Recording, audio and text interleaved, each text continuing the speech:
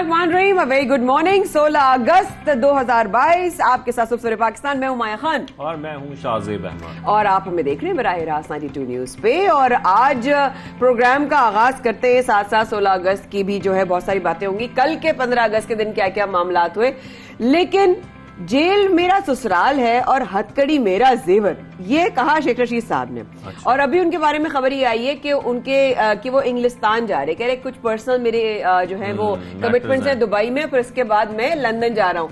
अब बड़े सवाल उठ रहे हैं, लोग बड़े क़यास सराहियां कर रहे हैं शायद कि शेख साहब क्यों जा रहे हैं लंदन, क्यों जा रहे हैं, मियां साहब से मिलने जा रहे हैं या वैसे कहीं जा रहे हैं या ट्रफैगल स्क्वायर घूमने जा रहे हैं, London bridge is falling down. कोई भी लंदन जा रहा है उसका मतलब ये तो नहीं हो मियां साहब से मिलने जा रहा है। लंदन भी जाते वो इंसान पाकिस्तानी सोचता है भाई क्यों जा रहे हैं, किस लिए जा रहे हैं। लेकिन हम कहते हैं हमें कितना क्यूरियोसिटी रहती है ना शाहजेब, अगर कोई हमारा लीडर जो है वो कुछ भी कर रहा हो, आपसे फर्ज करो वो फारूक अंकल की बेटी की शादी में जा रहे हो और हम उनके पीछे शादी अटेंड करने जा रहे हो और हम उनके पीछे पड़ गए भाई। लेकिन then again have a safe trip, आप जहां भी जाएं। प्रोग्राम का अगर आगाज करें तो क्या ख्याल है, हमारा फेवरेट टॉपिक महंगाई से, हमारा फेवरेट टॉपिक है सिर्फ और सिर्फ महंगाई। हम हमेशा इसका जिक्र करते हैं और बहुत अच्छे से करते हैं, कोशिश करते हैं कि हर किस्म की महंगाई का जिक्र करें। आज हम यही बताएंगे आपको कि एक बार फिर जो महंगाई का बम है वो पेट्रोल की सूरत में आ चुका है और महंगाई से परेशान शहरियों के लिए पेट्रोल बम गिरा दिया गया है, यानी कि मजीद महंगा कर दिया गया है। हुकूमत ने पेट्रोल की कीमत में 6 रुपए 72 पैसे फी लीटर इजाफा कर दिया। यानी कि हमने पहले देखा कि सस्ता हुआ, फिर महंगा हुआ, फिर सस्ता होगा, फिर महंगा होगा, तो ये चीजें चलती रहेंगी। अब ये पता है वो है कि आपको पहले ड्रिप देंगे, फिर कहेंगे हाँ ताकत आ गई, फिर उसके बाद आपको वो सारी काम पे लग जाए, चले काम पे लग जाए, फिर आप कहेंगे आए हाय अब हम हल्कान हो रहे हैं, तो फिर आपको ड्रिप दे दी जाएगी। तो वो वाली बात है, इसके लिए कोई और टर्म यूज होती है, वो हम शो पे यूज नहीं कर सकते। लेकिन पॉइंट इस बात का है कि आवाम के जज्बात और उनकी जेब के साथ बहुत ज्यादा खेला जा रहा है। और पेट्रोल इतना महंगा होने के बाद सुबह उठते ही ये जो खबर आई 16 अगस्त, अभी मैं शाहजेब को एक बात बता रही थी, 16 अगस्त को अनफॉर्चुनेटली तौर पर हिस्ट्री में सबसे ज्यादा क्रैशेस देखने में आए, हादसात, इस तरह से किलिंग्स, इस तरह की चीजें बहुत आई। तो हमारा दिन का आगाज जो है उम्मीद ही करते हैं कि आगे दिन की जो है जितने भी अल्लाह खैर रखे, आमीन आमीन। बट देन अगेन अगर हम उसकी बात करें तो कीमत जो है वो 199 रुपए से 40 पैसे जो है मुकर्रर कर दी गई। लाइट डीजल की कीमत जो है वो 43 पैसे फी लीटर इजाफा हो गया और कीमत 191 रुपए 75 पैसे मुकर्रर जो है वो साथ में। मुल्क में कई नई कीमतों का जो है वो इतला शुरू हो चुका है। अब आपका आज का स्टार्ट जो होगा वो ऐसे ही होगा कि गाड़ी आपकी स्टार्ट नहीं होगी, लेकिन आपका दिन का आगाज स्टार्ट हो चुका है। बिल्कुल, यानी कि आपका जो पेट्रोल है वो एक बार फिर तकरीबन 234 रुपए का हो चुका है। सस्ता हुआ था लेकिन फिर एक बार बढ़ गया है। तो ये तो कीमत हो गई पेट्रोल की। इसके बाद अब आपको ये बताएं कि हम ये देख रहे हैं कि तहरीक इंसाफ ने हुकूमत के खात्मे की तहरीक का बाकायदा ऐलान कर दिया। इमरान खान की ज़ेर सदारत इजलास हुआ जिसमें अहम फैसले हुए। अहम फैसले ये हुए कि तहरीक का आगाज 19 अगस्त को कराची में जलसे से होगा और ये जारी रहेगा 10 सितंबर तक। यानी कि मानसून हो गया ये तो बिल्कुल, तकरीबन 20-21 दिन का मानसून होगा। ये तो अगस्त में शुरू होगा और सितंबर तक जाएगा। मुझे जवाब मेमन याद आ गए। लेकिन टाइगर फोर्स को मुतहरक करने का हुक्म भी दे दिया गया है। खैर ये तो था तहरीक इंसाफ के वाले से, मजीद प्रोग्राम में आगे चल के बात भी करेंगे इंशाल्लाह। पंजाब पुलिस पे जिक्र कर लेते हैं। यहाँ पे उन्होंने शरीफ खानदान को दी गई सिक्योरिटी वापस ले ली है पंजाब पुलिस ने, और महकमा दाखिला पंजाब ने सिक्योरिटी पर तैनात पुलिस एहलकारों को वापसी की हिदायत कर दी। बिल्कुल, और जब से हमने देखा कि वहां के वजीर आला तब्दील हुए हैं पंजाब के, तो ये तमाम स्टेप्स लिए जा रहे हैं महकमा दाखिला पंजाब की जानिब से। जाती उमरा मॉडल टाउन के घरों के बाहर पुलिस सिक्योरिटी तैनात की गई थी और अब वो हटा दी गई है महकमा दाखिला पंजाब ने, और सिर्फ जो सिक्योरिटी बरकरार है वो वजीर आजम शहबाज शरीफ साहब की जो पुलिस की सिक्योरिटी है वो उनको फराहम की जाएगी। पंजाब पुलिस के मुताबिक शरीफ खानदान की सिक्योरिटी पर तकरीबन 500 से ज्यादा पुलिस एहलकार तैनात थे जो कि अब नहीं रहे। वाओ ओके जनाब। जनूबी पंजाब के वाले से अगर सैलाब की सूरत हाल की बात करें तो बड़े पैमाने पर तबाही मचा दी है और इस सैलाब ने बारिशों के बाद जो है वो इस हवाले से जो है वो सैकड़ों बस्तियां जो है वो बहाकर ले गया है। और जनाब इस हवाले से जितनी भी फसलें हैं वो बहुत अफेक्ट हुई हैं शाहजेब। बिल्कुल, जमीन का बहुत बड़ा हिस्सा जो है वो बड़े पैमाने पर जो है अफेक्टेड हुआ है। लोगों को कितना नुकसान हुआ है मूसलाधार बारिशों की वजह से। मुख्तलिफ इलाकों में इमरजेंसी नाफिज की गई है, फिर शहरियों की नकल मकानी में तेजी आ गई है। जाहिर बात है वहां पर जब इतना ज्यादा पानी आ गया है, बहकर सैलाबी सूरत हाल बन गई है, तो लोग वहां पर उनका गुजारा करना बड़ा मुश्किल हो गया है रहना। यहाँ पर हमारे माया से 1 फुट पानी होता है तो हमारी बिल्कुल जिंदगी जो है मफलूज हो जाती है। घरों से निकलना मुश्किल, बाहर जाना आना जाना मुश्किल, आपने कोई मार्केट जाना है, कहीं पर जाना है, आपने काम पर जाना है, बच्चों ने स्कूल जाना है, सच में सब कुछ करना आपके लिए मुश्किल हो जाता है। तो ऐसी सैलाबी सूरत हाल में तो आप फिर सोच सकते हैं मुश्किलात कितनी बढ़ जाती हैं। लेकिन इसमें जो है शाह साहब, एक चीज हमने जो सुनी है वो ये है कि I don't know if I am correct, कि लोगों को जो है वो मूव करना, जिस तरह इवैक्यूएशन मोड आ गया है, वो करवा रहे हैं इवैक्यूएशन, बिल्कुल नकल मकानी करवा रहे हैं, वहां पर लोगों को मुंतकिल किया जा रहा है जो महफूज मकामात है वहां पर, क्योंकि सैलाबी सूरत हाल की जो हम देख रहे हैं कंडीशन इस वक्त बहुत ज्यादा बदतर होती जा रही है। खैर, क्योंकि हम जिक्र कर रहे थे पेट्रोल का, और पेट्रोल कभी कम होता है कभी ज्यादा होता है, लेकिन एक और चीज है जो कम ज्यादा होती रहती है, डॉलर। जनाब, डॉलर में मुसलसल कमी से पाकिस्तानी रुपया मुस्तहकम होने लगा। मुबारक हो, मुबारक हो, मुबारक हो, बहुत खुशी की बात है। सेंट्रल बैंक में डॉलर ₹1.51 सस्ता होकर ₹213.98 पर बंद हुआ है, जबकि ओपन मार्केट में डॉलर ₹3 सस्ता हुआ है, ₹210 पर आ गया है। डॉलर 210 पर आ गया है, लेकिन ये शुरू कहां से हुआ था आप लोगों को याद होगा, तो जरा उस चीज को जहन में रखें कि ये जो पहले बढ़ा था अब कम हो रहा है, तो अभी भी उस स्टेज पर नहीं आया जहां से शुरू हुआ था। खुश तो होने दे भाई। नहीं, मैं नहीं होने दूंगा आपको। मतलब थोड़ा जो अभी होने नहीं देना। तो सीरियसली 210 पर जो है वो आ गया है। स्टॉक मार्केट में तेजी देखी गई है। अहमद भाई से भी इंशाल्लाह देखिए कोशिश करेंगे आज राब्ता होता है, वरना तो इंशाल्लाह उनसे कल करेंगे। और 100 इंडेक्स में 764 पॉइंट्स इजाफा रिकॉर्ड किया गया, which is very good. Index 43,621 points पर रहा, which is also another good news. एक हल्की हल्की आहिस्ता सा वार्म अप होने वाली बात है। जिस तरीके से हम बता रहे हैं, कल वो इलेक्ट्रॉनिक कार भी पाकिस्तान में आई, और साथ साथ जो है और भी बहुत सारी चीजें हो रही हैं, आपसे शेयर करेंगे। भारत से आने वाली जरा खुसूसी तैयारी की कराची लैंडिंग के वाले से जरा बात करें। बिल्कुल, 15 अगस्त था, उससे पहले 14 अगस्त था, और ऐसे में हमने देखा कि भारत से आने वाले खुसूसी तैयारी की कराची में लैंडिंग हुई। 12 मुसाफिरों को लेकर ही दुबई रवाना हो गया, और तर्जुमान सिविल एविएशन ने यह भी बताया कि तैयारा बरतानिया के जजायर मार्शल में रजिस्टर्ड है। तैयारे में 12 पाकिस्तानी मुसाफिर सवार होकर दुबई रवाना हुए हैं। भाई दुबई बढ़े जा रहे हैं लोग, ये क्या हो रहा है? शाहजेब अहमद मुगल, ये हो क्या रहा है? प्रोग्राम का बाकायदा आगाज करते हैं। लोड शेडिंग के हवाले से हमने बात की। मुल्क में बिजली का बहरान जो है वो संगीन होता जा रहा है, और मुल्क के मुख्तलिफ हिस्सों में 8 से 10 घंटे की जो है वो ये लोड शेडिंग है। ये माशाल्लाह नई बात बताएं यार। नई बात ये है कि 8 घंटे 15 मिनट की लोड शेडिंग हुई। 15 मिनट की नई खबर है। 8 घंटे 10 घंटे रोजाना की बुनियाद पर हम आप लोगों को बता रहे हैं कि लोड शेडिंग में मुसलसल इजाफा हो रहा है, लेकिन इसमें नई खबर तो खैर कोई नहीं है। खबर बस ये है कि लोगों की जो परेशानी है इसमें इजाफा होता जा रहा है। लोग बड़े शदीद परेशान हैं, चाहे दही इलाके हों, शहरी इलाके हों, हर जगह पर 8 से 10 घंटे की लोड शेडिंग की जा रही है। अक्सर इलाकों में रात को 2 बजे से 3 बजे तक जो बिजली जाती है वो इतनी कोई एक अजियत है ना, खासतौर पर उन इलाकों में। बिल्कुल, आपने सुबह दफातर जाना है, काम करने जाना है, आप कैसे सोएंगे, आप कैसे अपनी नींद पूरी करेंगे? रात के 1 बजे 2 बजे बिजली जाती है, पर रात के 3 बजे आती है, और आपकी तकरीबन 2:45 बजे आंख खुल जाती है। पता है क्या शाहजेब, मुझे ऐसा लगने लगा है अब हमारी जो अवाम है ना, हम सब, मतलब हम जो जितने भी लोग हैं जो सफर करते हैं बिजली की सारी इस आंख मचोली से, हम सफर भी करते हैं, सफर भी करते हैं। हाँ, सफर भी करते हैं। अच्छा, हमें ये है कि अब जब बिजली नहीं जाती ना, तो हमसे बोलते हैं अरे आज लोड शेडिंग नहीं हुई, ऐसा कैसे हो गया? ऐसे ही कल मेरे साथ हुआ ये मेरी रोज दोपहर 12 बजे बिजली जाती है। हाँ। मैं घर पहुंचा, मैं मेरी बिजली नहीं गई आज। जस्ट इमेजिन कि हम उस दिन हैरान होते हैं जिस दिन लोड शेडिंग नहीं होती। लेकिन अब शहर की क्या सिचुएशन है? लोड शेडिंग कितने कितने घंटे जा रही है? क्या वो 8 घंटे से 8 घंटे 15 मिनट है या नहीं है? कोई तो नई खबर मैंने मुझे बताई, वो है सच में नहीं है? जानते हैं हमारे नुमाइंदा न्यूज शराज अहमद से। जी शराज भाई, बताइए क्या सिनेरियो है एग्जैक्टली बिजली के मामलात को लेकर, प्लीज। जी बिल्कुल, शहर कायद में लोड शेडिंग का जिन बेकाबू हो चुका है, और शहर के मुख्तलिफ इलाकों में 10 से 12 घंटे लोड शेडिंग मामूल बनती चली जा रही है, जबकि रात के औकात में भी 1 से 2 घंटा बिजली चले जाने की वजह से शहरियों को शदीद परेशानी का सामना करना पड़ रहा है। इस हवाले से शहरियों से जब हमारी बातचीत हुई तो उनका मौक़िफ़ है कि एक तरफ की इलेक्ट्रिक की जानिब से बिजली के भारी भरकम बिल जो हैं वो उन्हें भेजे जा रहे हैं, जबकि बिला तातुल बिजली की जो फराहमी है उसे किसी तौर यकीनी नहीं बनाया जा रहा। एलानिया लोड शेडिंग के साथ साथ गैर एलानिया लोड शेडिंग का भी सिलसिला जारी है, और इस हवाले से इस गर्मी और हब्स के मौसम में शहरियों को दुगनी अजियत से जो है वो दो चार होना पड़ता है। दूसरी जानिब के इलेक्ट्रिक का मौक़िफ़ है कि लोड मैनेजमेंट के तहत शहर के मुख्तलिफ इलाकों में बिजली जो है वो मुनक़ता की जा रही है, जबकि इलाकाई फॉल्ट्स की वजह से भी कुछ इलाकों में लोड शेडिंग का जो दौरानिया है वो बढ़ जाता है, जिसे के इलेक्ट्रिक की टीमें जो हैं फ़ौरी तौर पर हल करने की कोशिश कर रही हैं। दूसरी जानिब हम देख रहे हैं कि शहरी जो हैं वो शदीद मुतासिर हमें दिखाई दे रहे हैं। कारोबारी सरगर्मियाँ वो शदीद मुतासिर होते हुए दिखाई दे रही हैं। मार्केट हों, बाज़ार हों या मॉल्स हों, कई घंटे घंटे जो है वो लोड शेडिंग का शिकार होने की वजह से उनके अखराजात बढ़ते चले जा रहे हैं, क्योंकि जनरेटर्स का इस्तेमाल करना पड़ता है। और कुछ शहरियों को, जो लोग जनरेटर अफोर्ड नहीं कर सकते, उनके लिए जो परेशानी है वो बढ़ती चली जा रही है। शहरियों की जानिब से यही मौक़िफ़ इख्तियार किया जा रहा है कि हुकूमत की जानिब से के इलेक्ट्रिक को किसी तौर पर कंट्रोल करने की कोशिश नहीं की जा रही। के इलेक्ट्रिक जब चाहता है लोड शेडिंग का दौरानिया बढ़ा देता है। कोई SOPs और कोई कवानीन, किसी भी किस्म के कवानीन पर अमल,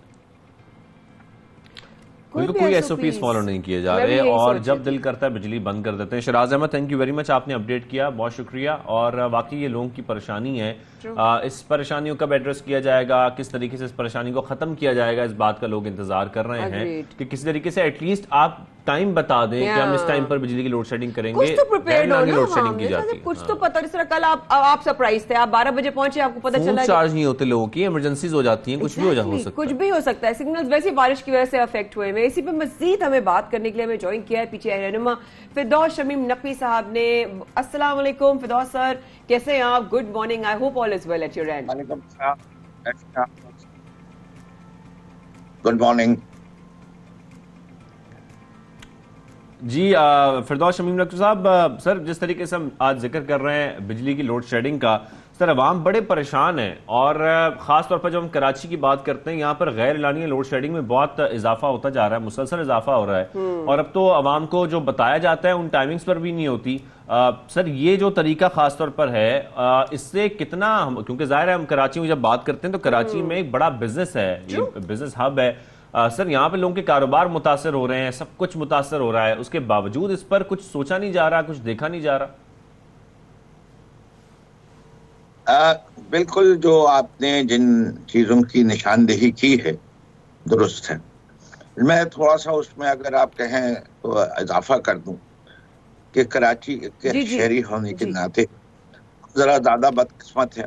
ना हमारे पास सड़कें हैं, ना हमारे पास बसें हैं, हमारी सफाई शहर की होती नहीं, हमारे गटर उबलते हैं, बारिश होती है तो दिनों पानी खड़ा रहता है, और उसकी वजह से मच्छर और बाकी बीमारियां भी आती हैं। और जो भी चीज देखें शहर की, उसको शहर कम और खंडर ज्यादा कहने को दिल चाहता है। लेकिन जो मौजू आपका है वो बहुत अहम है। पहली चीज तो ये है कि जिम्मेदारी किसकी है कि इलेक्ट्रिक सही काम करे। ये जिम्मेदारी एक वफाक का इदारा है जिसे नेपरा कहा जाता है। इसका वो पावर रेगुलेटर है और ये फेडरल गवर्नमेंट के अंडर आता है। तो हम बहैसियत शहरी नेपरा से और नेपरा के जरिए वफाक के जब हम के इलेक्ट्रिक से मालूम करते हैं कि भाईजान क्या हो गया आपको, पिछले साल तक तो आप सही चल रहे थे, इस साल क्या हो गया, तो वो कहते हैं जी जो बिजली हमें वफाक देती थी नेशनल ग्रिड से, वफाक ने वो बिजली आदि से कर दी है और उसकी वजह से ये प्रॉब्लम हो रही है। अगर वो हमें पहले बताते तो हम पावर प्लांट लगा देते। अब ऑब्वियसली आप किसी भी यूटिलिटी को ये बात कहेंगे तो वो जवाब कभी भी ये नहीं कहेगी कि मेरी गलती है, वो कहीं ना कहीं गलती डालने की कोशिश करेगी, सिस्टम की गलती। एक तो ये पावर प्लांट लगने में 3 से 4 साल लगते हैं, ये ऐसा कोई खेल नहीं है कि 6 महीने में कोई 300 मेगावाट का प्लांट लग जाता है, इसके उसकी फाइनेंसिंग और उस सब चीज। दूसरी चीज है कि जो वफाक है वो कंपटीशन क्यों नहीं करती कराची में। अब इस साल 2023 बड़ा अहम साल है बिजली के हवाले से कराची के लिए, इसलिए कि इस साल की इलेक्ट्रिक की मोनोपोली खत्म हो रही है। ये मोनोपोली दोबारा नहीं देनी चाहिए। इस शहर के डिस्ट्रीब्यूशन और जनरेशन को सेपरेट करें, पहला हिस्सा। और ये मैं बार बार हर प्रोग्राम में कहता हूं, ये वाहिद तरीका है। जनरेशन के लिए बहुत सारी कंपनियां हैं जिनको आप इसको डीरेगुलेट करें सेक्टर को, आपको बिजली सही हो जाएगी। प्रॉब्लम इस मुल्क के साथ क्या हुआ है, ये नहीं है कि इसमें बिजली नहीं है इस वक्त जितनी हमें चाहिए, हम अफोर्ड नहीं कर सकते वो बिजली। इसको प्लांट इतने महंगे लिए हुए हैं कि आप बिजली खरीदते जो है वो 32 रुपए में और बेचते जो है वो 21 रुपए में, तो हर यूनिट जो बेचते हैं वो 11 रुपए का नुकसान करते हैं। वो एनर्जी मिक्स के जरिए सही किया जाता है। हमें करनी चाहिए थी न्यूक्लियर पावर प्लांट हमें करने चाहिए थे, हाइडल पावर प्लांट हमें करने चाहिए थे, थर्कोल पे पावर प्लांट हमें करने चाहिए थे, विंड पावर हमें करनी चाहिए थी, सोलर पावर, और पन बिजली हमारे मुल्क की सबसे अच्छी है। काटते हुए जो लोड शेडिंग का मसला, आपकी बात काटते हुए कतकला भी माजरत के साथ, लेकिन ये जो लोड शेडिंग का मसला है, ठीक है, दिन में समझ में आता है, आप जिस तरह से फैक्ट्स एंड फिगर्स शेयर कर रहे हैं उसमें बिल्कुल क्लियर हो रहा है कि जी दरअसल मसला रूट कॉज है क्या। आधी रात को भी बिजली जा रही होती है, वहां पर कौन सी लोड मैनेजमेंट हो रही होती है फिरदौस साहब? मैंने आपको यही बता रहा हूं ना कि गवर्नमेंट नहीं चाहती कि 32 रुपए वाली बिजली जो है वो बेचे और 21 रुपए उससे कमाए, तो वो करते क्या, बिजली ही कम बना रहे। जब कम बिजली बना रहे और मांग ज्यादा आ रही है तो क्या करेंगे, कुछ लोगों को बिजली नहीं देंगे।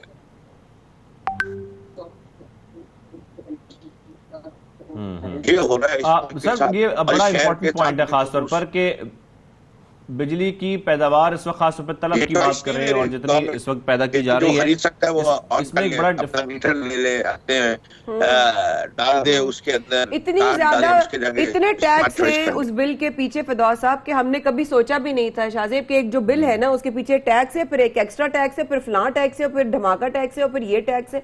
इतने सारे हम पैसे दे रहे होते हैं, हम कभी देखते नहीं, हमें सिर्फ ड्यू डेट का टेंशन होती है कि ये ना हो कि ड्यू डेट गुजर जाए और हमें ज्यादा पैसे देने पड़े, लेकिन हमारे ऊपर इतने टैक्सेस लगते हैं और हमें जीरो जो है उसका जो अच्छा सर, खासतौर पर जब हम कराची की बात करते हैं तो कराची में एक तो ये बिजली के मसाइल पे सर अब इतने मसाइल और बढ़ गए हैं कि उसमें मुसलसल इजाफा होता जा रहा है। हम सुबह आपने दफ्तर आना हो तो आप देखते हैं कि सड़कों का क्या हाल है, ट्रैफिक का क्या हाल है, जगह जगह गड्ढे पड़े हैं, आपका पानी जमा है, फिर घरों में पानी वैसे नहीं आता लेकिन बाहर से पानी जरूर आ रहा है बारिश का, हर तरफ बुरा हाल इस वक्त हुआ हुआ है। तो इस शहर कराची का सर अब कौन जो है वो निजाम बेहतर करेगा? बल्दियाती इंतखाबात की हम बात करते हैं, लेकिन जब हम बात करते हैं मेयर के इख्तियारात की तो पता लगता है कि केएमसी के इख्तियार में तो कुछ भी नहीं है। तो सर ये फिर हाल किस तरीके से बेहतर होगा और इसको कौन बेहतर करेगा?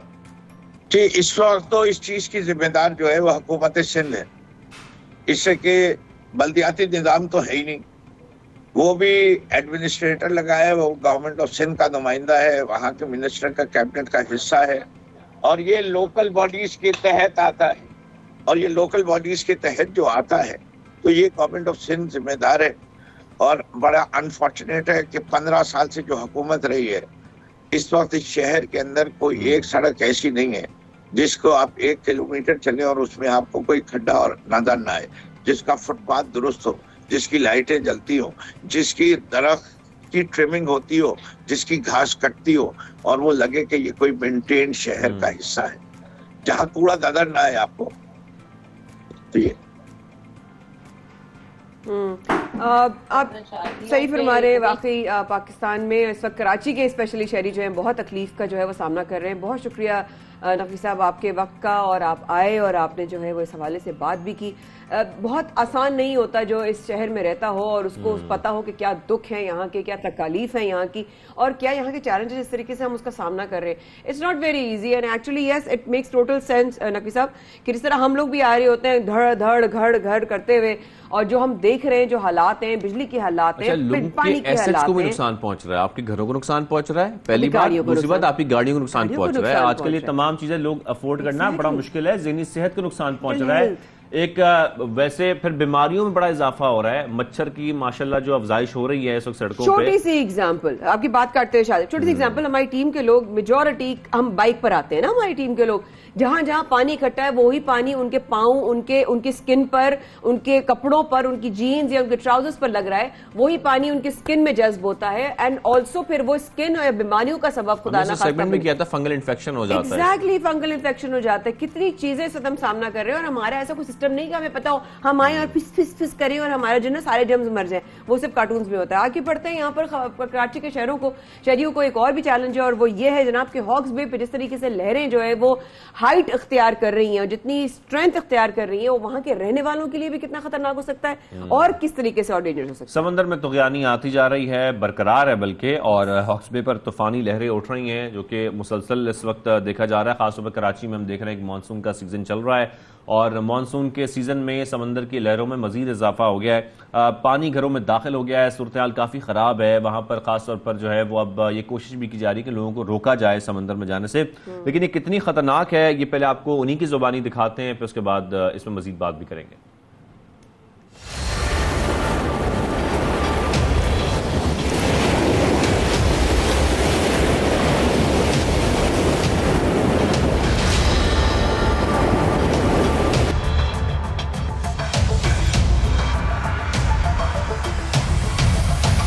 तो घरों में आ गए, घर तो हमारे पूरे टूट गए, पूरे घर हमारे ख़राब हो गए। अभी आंगन में बैठे हुए हैं सारे लोग, यहाँ पर बैठे हुए, आंगन में बैठे हुए। नुकसान हुआ है हमारा, बहुत सारा नुकसान हुआ है, और गवर्नमेंट हुकूमत कोई भी हमारा गौर नहीं कर रहे। यहाँ के जो बड़े वो भी हमारा गौर नहीं कर रहे।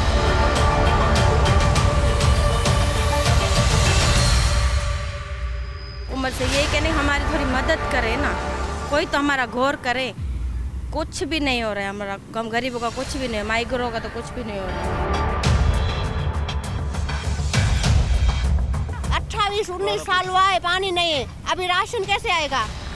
कुछ भी नहीं होता है यहाँ पे। तो हुकूमत से कोई उम्मीद नहीं है? नहीं, कुछ भी नहीं देता, फिर कैसे उम्मीद रखें हम? नहीं है उम्मीद।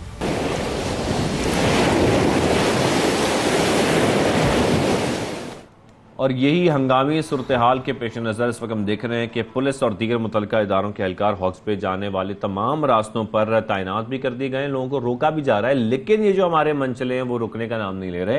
वो कहते हैं कि हमें एंजॉय करना है मौसम और हमें समंदर पर जाना है, लेकिन ये सोचने और समझने वाली चीज़ है कि अगर लहरों की ये इंटेंसिटी होगी तो आपका समंदर पर जाना कितना खतरनाक साबित हो सकता है। ना सिर्फ आपका खतरनाक साबित होगा, जो लाइफ गार्ड्स वहां पर मौजूद हैं, जिनकी ड्यूटी है, जो अपनी ड्यूटी सर अंजाम दे रहे हैं, उनकी भी आप जिंदगी खतरे में डालेंगे, क्योंकि वो भी आपको बाद में बचाने के लिए बाहर आएंगे। This thrill can get you killed. So please इस पे आपको दिखाते हैं, आपको सुनवाते हैं कि इस वक्त जो है वहां पे क्या सिचुएशन।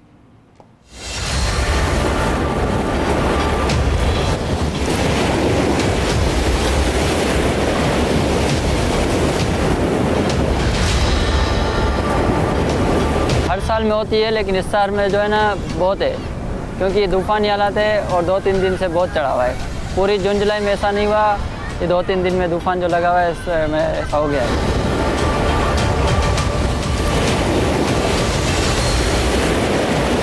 ये खतरनाक हो सकता है, ये घर में चला गया, कल भी जो है ना इस घरों में चला गया था पानी जो है, और रात को सोना भी मुश्किल हो जाता है क्योंकि घरों के अंदर चला जाता है पानी, तो रहना तो बहुत मुश्किल है। क्या कर, अभी शौक ही ऐसे बंदे दिल नहीं रुकता है ना, फिर भी चले आगे थे।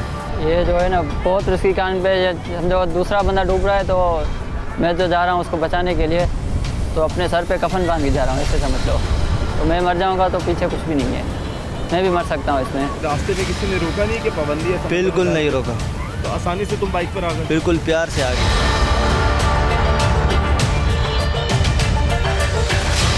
देख रहे हैं तुम्हारे वो कुछ खातून 2 बच्चों के साथ समंदर के किनारे, ये कितना खतरनाक है इनके लिए? ये बहुत खतरनाक है, ये अगर लहर आएगी ऊपर इसको गिरा भी सकती है नीचे, ये बिल्कुल खतरनाक। इन्हें समझाते हैं तो ये लोग क्यों नहीं समझते? यार ये आवाम को समझना चाहिए कि कोई मना कर रहा है तो मेरे लिए मना कर रहा है, इसके अपने लिए नहीं मना कर रहा है, तो बात नहीं समझ रहे लोग। हम लोग तैरने नहीं आए, ऐसे ही आए ना घूमने फिरने, ऐसे ही।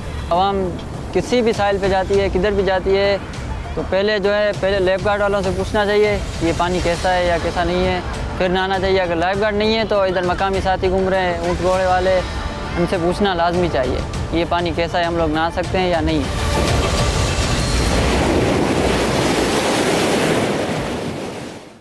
आपने लाइफ गार्ड्स के हवाले से सुना कि जिस तरह वो कह रहे हैं कि कितना खतरनाक हो सकता है, आपकी जान के लिए खतरा, और बेसिकली आपको सिर्फ समझने की जरूरत है, एक शऊर होने की जरूरत है कि अगर समंदर में तूफानी आ रही है तो आपने समंदर की तरफ नहीं जाना। ये कैसा थ्रिल है भाई, ये कैसा एडवेंचर है, सोचने की बात है। सब इकबाल शाज़ी फरमाया कर रहे हैं आपका इंतजार, please do stay with us.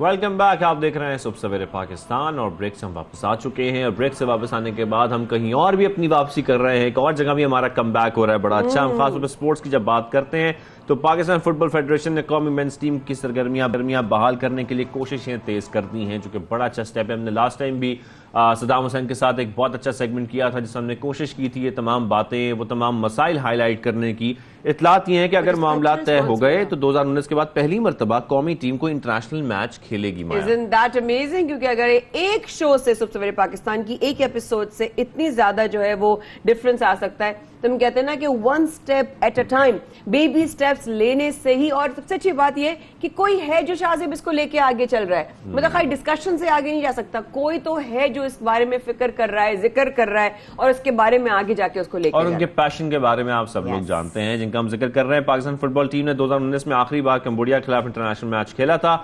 PFF ने 21 से 27 सितंबर की फीफा विंडो में मैचेस करवाने के लिए 3 ममालिक से राब्ता भी किया है, लेकिन इस पर हम मजीद बात करेंगे और जो एक्सपर्ट हैं वही इस पर मजीद हमें बता सकते हैं। तो हमें ज्वाइन किया फुटबॉल टीम के कप्तान सद्दाम हुसैन ने स्टूडियोज में। क्या हाल है सद्दाम? वालेकुम सलाम, गुड अल्हम्दुलिल्लाह। खैरियत से आप ठीक ठाक हैं? सद्दाम, लास्ट टाइम आपसे बड़ी अच्छी डिस्कशन हुई थी, बहुत अच्छा सेशन हुआ था और हमने कोशिश की थी जानने किस तरीके से हम इंटरनेशनल मैचेस में अपनी वापसी कर सकते हैं, जो कि बहुत जरूरी है। सबसे पहले बताइएगा, ये जो पाकिस्तान फुटबॉल फेडरेशन ने कोशिशें तेज की हैं, इससे कितना फायदा पहुंचेगा, क्या होने जा रहा है? हाँ, इसे ग्रेड काफ़ी अच्छा इनिशिएटिव है। जितनी जल्दी मतलब कि सबसे पहले बात थी कि हमारी वुमेन टीम 8 साल बाद उनको पार्टिसिपेशन मिल रहा है और साफ कप में वेरी शॉर्ट टाइम था पार्टिसिपेशन करना, बिकॉज ऑलरेडी क्लोज था मतलब कि कंपटीशन। एनसी ने काफ़ी एफर्ट किया और जल्द से जल्द जो है ना फेडरेशन ने और मलिक साहब और पूरी उनकी मैनेजमेंट ने एफर्ट्स किया, हमारी टीम की जो है ना उसमें पार्टिसिपेशन हो गई और वुमेन ताकि हम इंटरनेशनल फुटबॉल में इन तो हो गए पूरे, मतलब कि फुटबॉल अरीना को पता चला फुटबॉल बैक हो गया पाकिस्तान का। कितनी अच्छी बात है, बहुत अच्छी बात है। और सबसे बड़ी बात यह है कि हमारे वुमेन्स टीम को 8 साल बाद उनको हमारी वुमेन टीम को मौका मिल रहा है। तो जब वुमेन्स टीम को पता चला सद्दाम, तो क्या खुशी की लहर थी, क्या उनके एक्सप्रेशन थे कि ये कैसे नामुमकिन चीज मुमकिन होते हुए नजर आ रही है? बहुत एक्साइटेड थे हमारे वुमेन नेशनल प्लेयर्स सारे, और अपकमिंग जो प्लेयर्स आ रहे थे वुमेन टीम के वो भी काफ़ी एक्साइटेड थे। और मैं तो ऑलरेडी अपने जो जितने प्लेटफॉर्म थे और जितने फैंस थे, बच्चे थे, फुटबॉल लवर्स, उनको कह रहा था ज़्यादा से ज़्यादा सपोर्ट का टाइम है आप लोगों का इस टाइम हमारे वुमेन फुटबॉल टीम। तो international matches Pakistani football team के लिए सद्दाम इस वक्त 2022 में कितने ज़रूरी? बहुत इंपॉर्टेंट है। जैसे अभी मेंस का भी आ रहा है कंपटीशन, बिकॉज आप जितनी ज़्यादा इंटरनेशनल फुटबॉल एक्टिविटी से दूर रहेंगे उतना आपका रैंकिंग भी नीचे आएगा। आप बिल्कुल मतलब कि वक्त के साथ देखें, फुटबॉल हो गया, स्पोर्ट्स मॉडर्न होता जा रहा है। बहुत सारी कंट्रियाँ अभी बहुत आगे हमसे रैंकिंग में भी, उनकी इंफ्रास्ट्रक्चर फुटबॉल नॉलेज से। अब क्योंकि टेक्नोलॉजी भी वक्त के साथ चीज़ें आ रही हैं, अगर हम वक्त के साथ चलेंगे नहीं, अगर हम जितना इंटरनेशनल इवेंट अगर नहीं खेलेंगे, हम उतना ही मेरी रैंकिंग भी डाउन होगा और हम बहुत पीछे रह जाएंगे। अच्छा, जब हम खासतौर फुटबॉल प्लेयर्स इंटरनेशनल मैचेस की बात करते हैं, उसके भरपूर अगर मुकाबले होते भी हैं, हमारी टीम्स कितनी तैयार हैं? क्या हम लोग उतने उस स्केल पे तैयार हैं कि हम बाकियों के साथ कम्पीट कर सकें? अभी कहाँ खड़े हैं अभी हम? अभी देखें, वर्ल्ड फुटबॉल से अगर हम देखते हैं, कंपैरिजन करते हैं, तो बहुत हम लोग पीछे हैं। उसकी रीज़न ये है कि हमारी अपनी जो इंफ्रास्ट्रक्चर है अभी उस तरह इस्टेब्लिश नहीं है वर्ल्ड स्टैंडर्ड के मुताबिक। हमारे यहाँ लीग्स होने चाहिए, फॉरेनर कोचेज़ हों लीग में और फॉरेनर प्लेयर्स आएँ ब्राज़ील, स्पेन से, जो दुनिया के बड़े टॉप लीग्स होते हैं, क्लब्स होते हैं, और उनका फुटबॉल में एक बड़ा मतलब कि सक्सेस है। जब वो अपने एक्सपोजर हमारे यहाँ लीग में होंगे तो हमारा स्टैंडर्ड लीग का और हमारे नेशनल टीम का ऑटोमेटिकली प्लेयर्स का ऑफ हो जाएगा।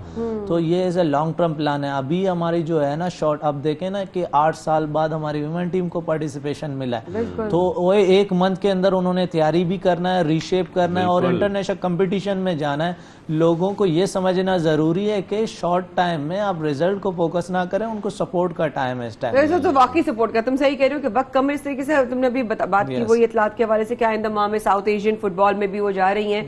तो अगर इस टूर्नामेंट के हवाले से अगर हम बात करें, तो उनका माइंडसेट अगर हम बात करें अपनी टीम को लेकर, हमारी वुमेन टीम को लेकर, कितना पोटेंशियल है, कितना प्रोफेशनलिज्म है, कितने सीरियस है, कितने फोकस्ड है सद्दाम? देखें, इस वक्त जो फेडरेशन जिस तरह हमारे प्लेयर्स को कॉन्फिडेंस दे रहा है, बूस्टअप कर रहा है, इससे पहले काफ़ी इस तरह प्लेयर्स को बूस्टअप, जैसे उनकी कवरेज हो रही है, उनकी ट्रेनिंग हो रही है, उनको पॉजिटिवली लेके चल रहे हैं। तो ये बहुत अच्छा कॉन्फिडेंस प्लेयर को मिल रहा है, प्लेयर्स को मतलब मोटिवेट कर रहा है। नो डाउट के एक शॉर्ट टाइम में कैंप लगा है, लेकिन दे आर वेरी, मतलब जो हमारे मैं देख रहा हूँ उनके साथ मेरे नॉलेज में है, तो they are very preparing up for the best, मैं कह सकता हूँ मेरे को। उसकी वजह यह है कि हम फोकस कर रहे हैं लोग के यार इंडिया बहुत विमेन टीम अच्छी, फर्स्ट गेम हमारा इंडिया उनकी फिटनेस के बारे में क्या है? बिन अपडेटेड लाइक वो मुसलसल अपना कर रही थी ख्याल के ये नहीं कि अब टूर्नामेंट के ऑब्वियसली आपको खेल तो रही होंगी ना। देखें मैं अक्सर यही प्लेयर्स को कहता हूँ अगर आप तैयार रहना चाहिए। देखें आप अगर प्रोफेशनल फुटबॉलर हैं और एक हिसाब से आप नेशनल अगर प्लेयर हैं,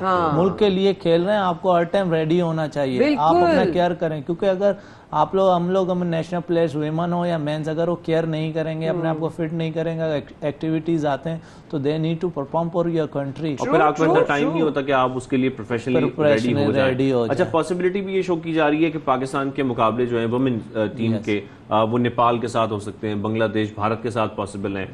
ऐसे में अगर हम उन टीम्स को देखते हैं तो भारत में या नेपाल में या बांग्लादेश में उनकी टीम्स कितनी स्ट्रांग है, उनकी प्रैक्टिस कैसी है? Very nice question. बेसिकली देखा जाए अगर फुटबॉल इंफ्रास्ट्रक्चर और उनकी जो फैसिलिटीज देखे, लास्ट टाइम इंडिया ब्राजील जाके ब्राजील वुमेन टीम के साथ खेला। Brazil women team is a top team मतलब वर्ल्ड में, जो हर टाइम वुमेन के फाइनल उसमें आता है। तो उनसे उन्होंने 2-1 एंड समथिंग वो स्कोर भी किया था। मैंने उस चीज को अप्रिशिएट भी किया था। देखें भले हमारी जब कोई स्पोर्ट्स में अच्छा काम कर रहा है, हमने क्योंकि हम लोग तो प्रोफेशनल है, नेशनल कैप्टन हूँ, मेरे साथ अपडेट रहना चाहिए कि यार हमारे नेबरिंग कंट्री किस तरह उनकी स्पोर्ट्स सेक्टर चल रहा है, सारी चीजें अदर। लेकिन मैं कहता हूँ हमारा फर्स्ट मैच जो है 7 सितंबर को इंडिया से वुमेन टीम का, 10 को जो है हमारा बांग्लादेश 7 सितंबर को इंडिया से फर्स्ट गेम है वुमेन टीम का। 10 को जो है बांग्लादेश से है, 13 को है मालदीव से। तो मेरा अपना एक्सपोजर है, मुझे उनको मैं होप फॉर द बेस्ट कहूंगा अपनी कंट्री वुमेन टीम के जो फुटबॉल। बिल्कुल भी हमें मोटिवेटेड रहना चाहिए और इंशाल्लाह अगर आप लोग की अच्छी प्रैक्टिस है तो फिर आप लोगों को कोई नहीं हरा सकता। इंशाल्लाह मैच जीत भी जाएंगे। लोगों का फोकस ज्यादा ये है कि मुझे लगता है इंडियन टीम को लेके वो कर रहे हैं बांग्लादेश। देखें ये 2 अच्छी टीमें हैं, उस वजह से वुमेन में क्योंकि कंटिन्यूसली खेल रहे हैं।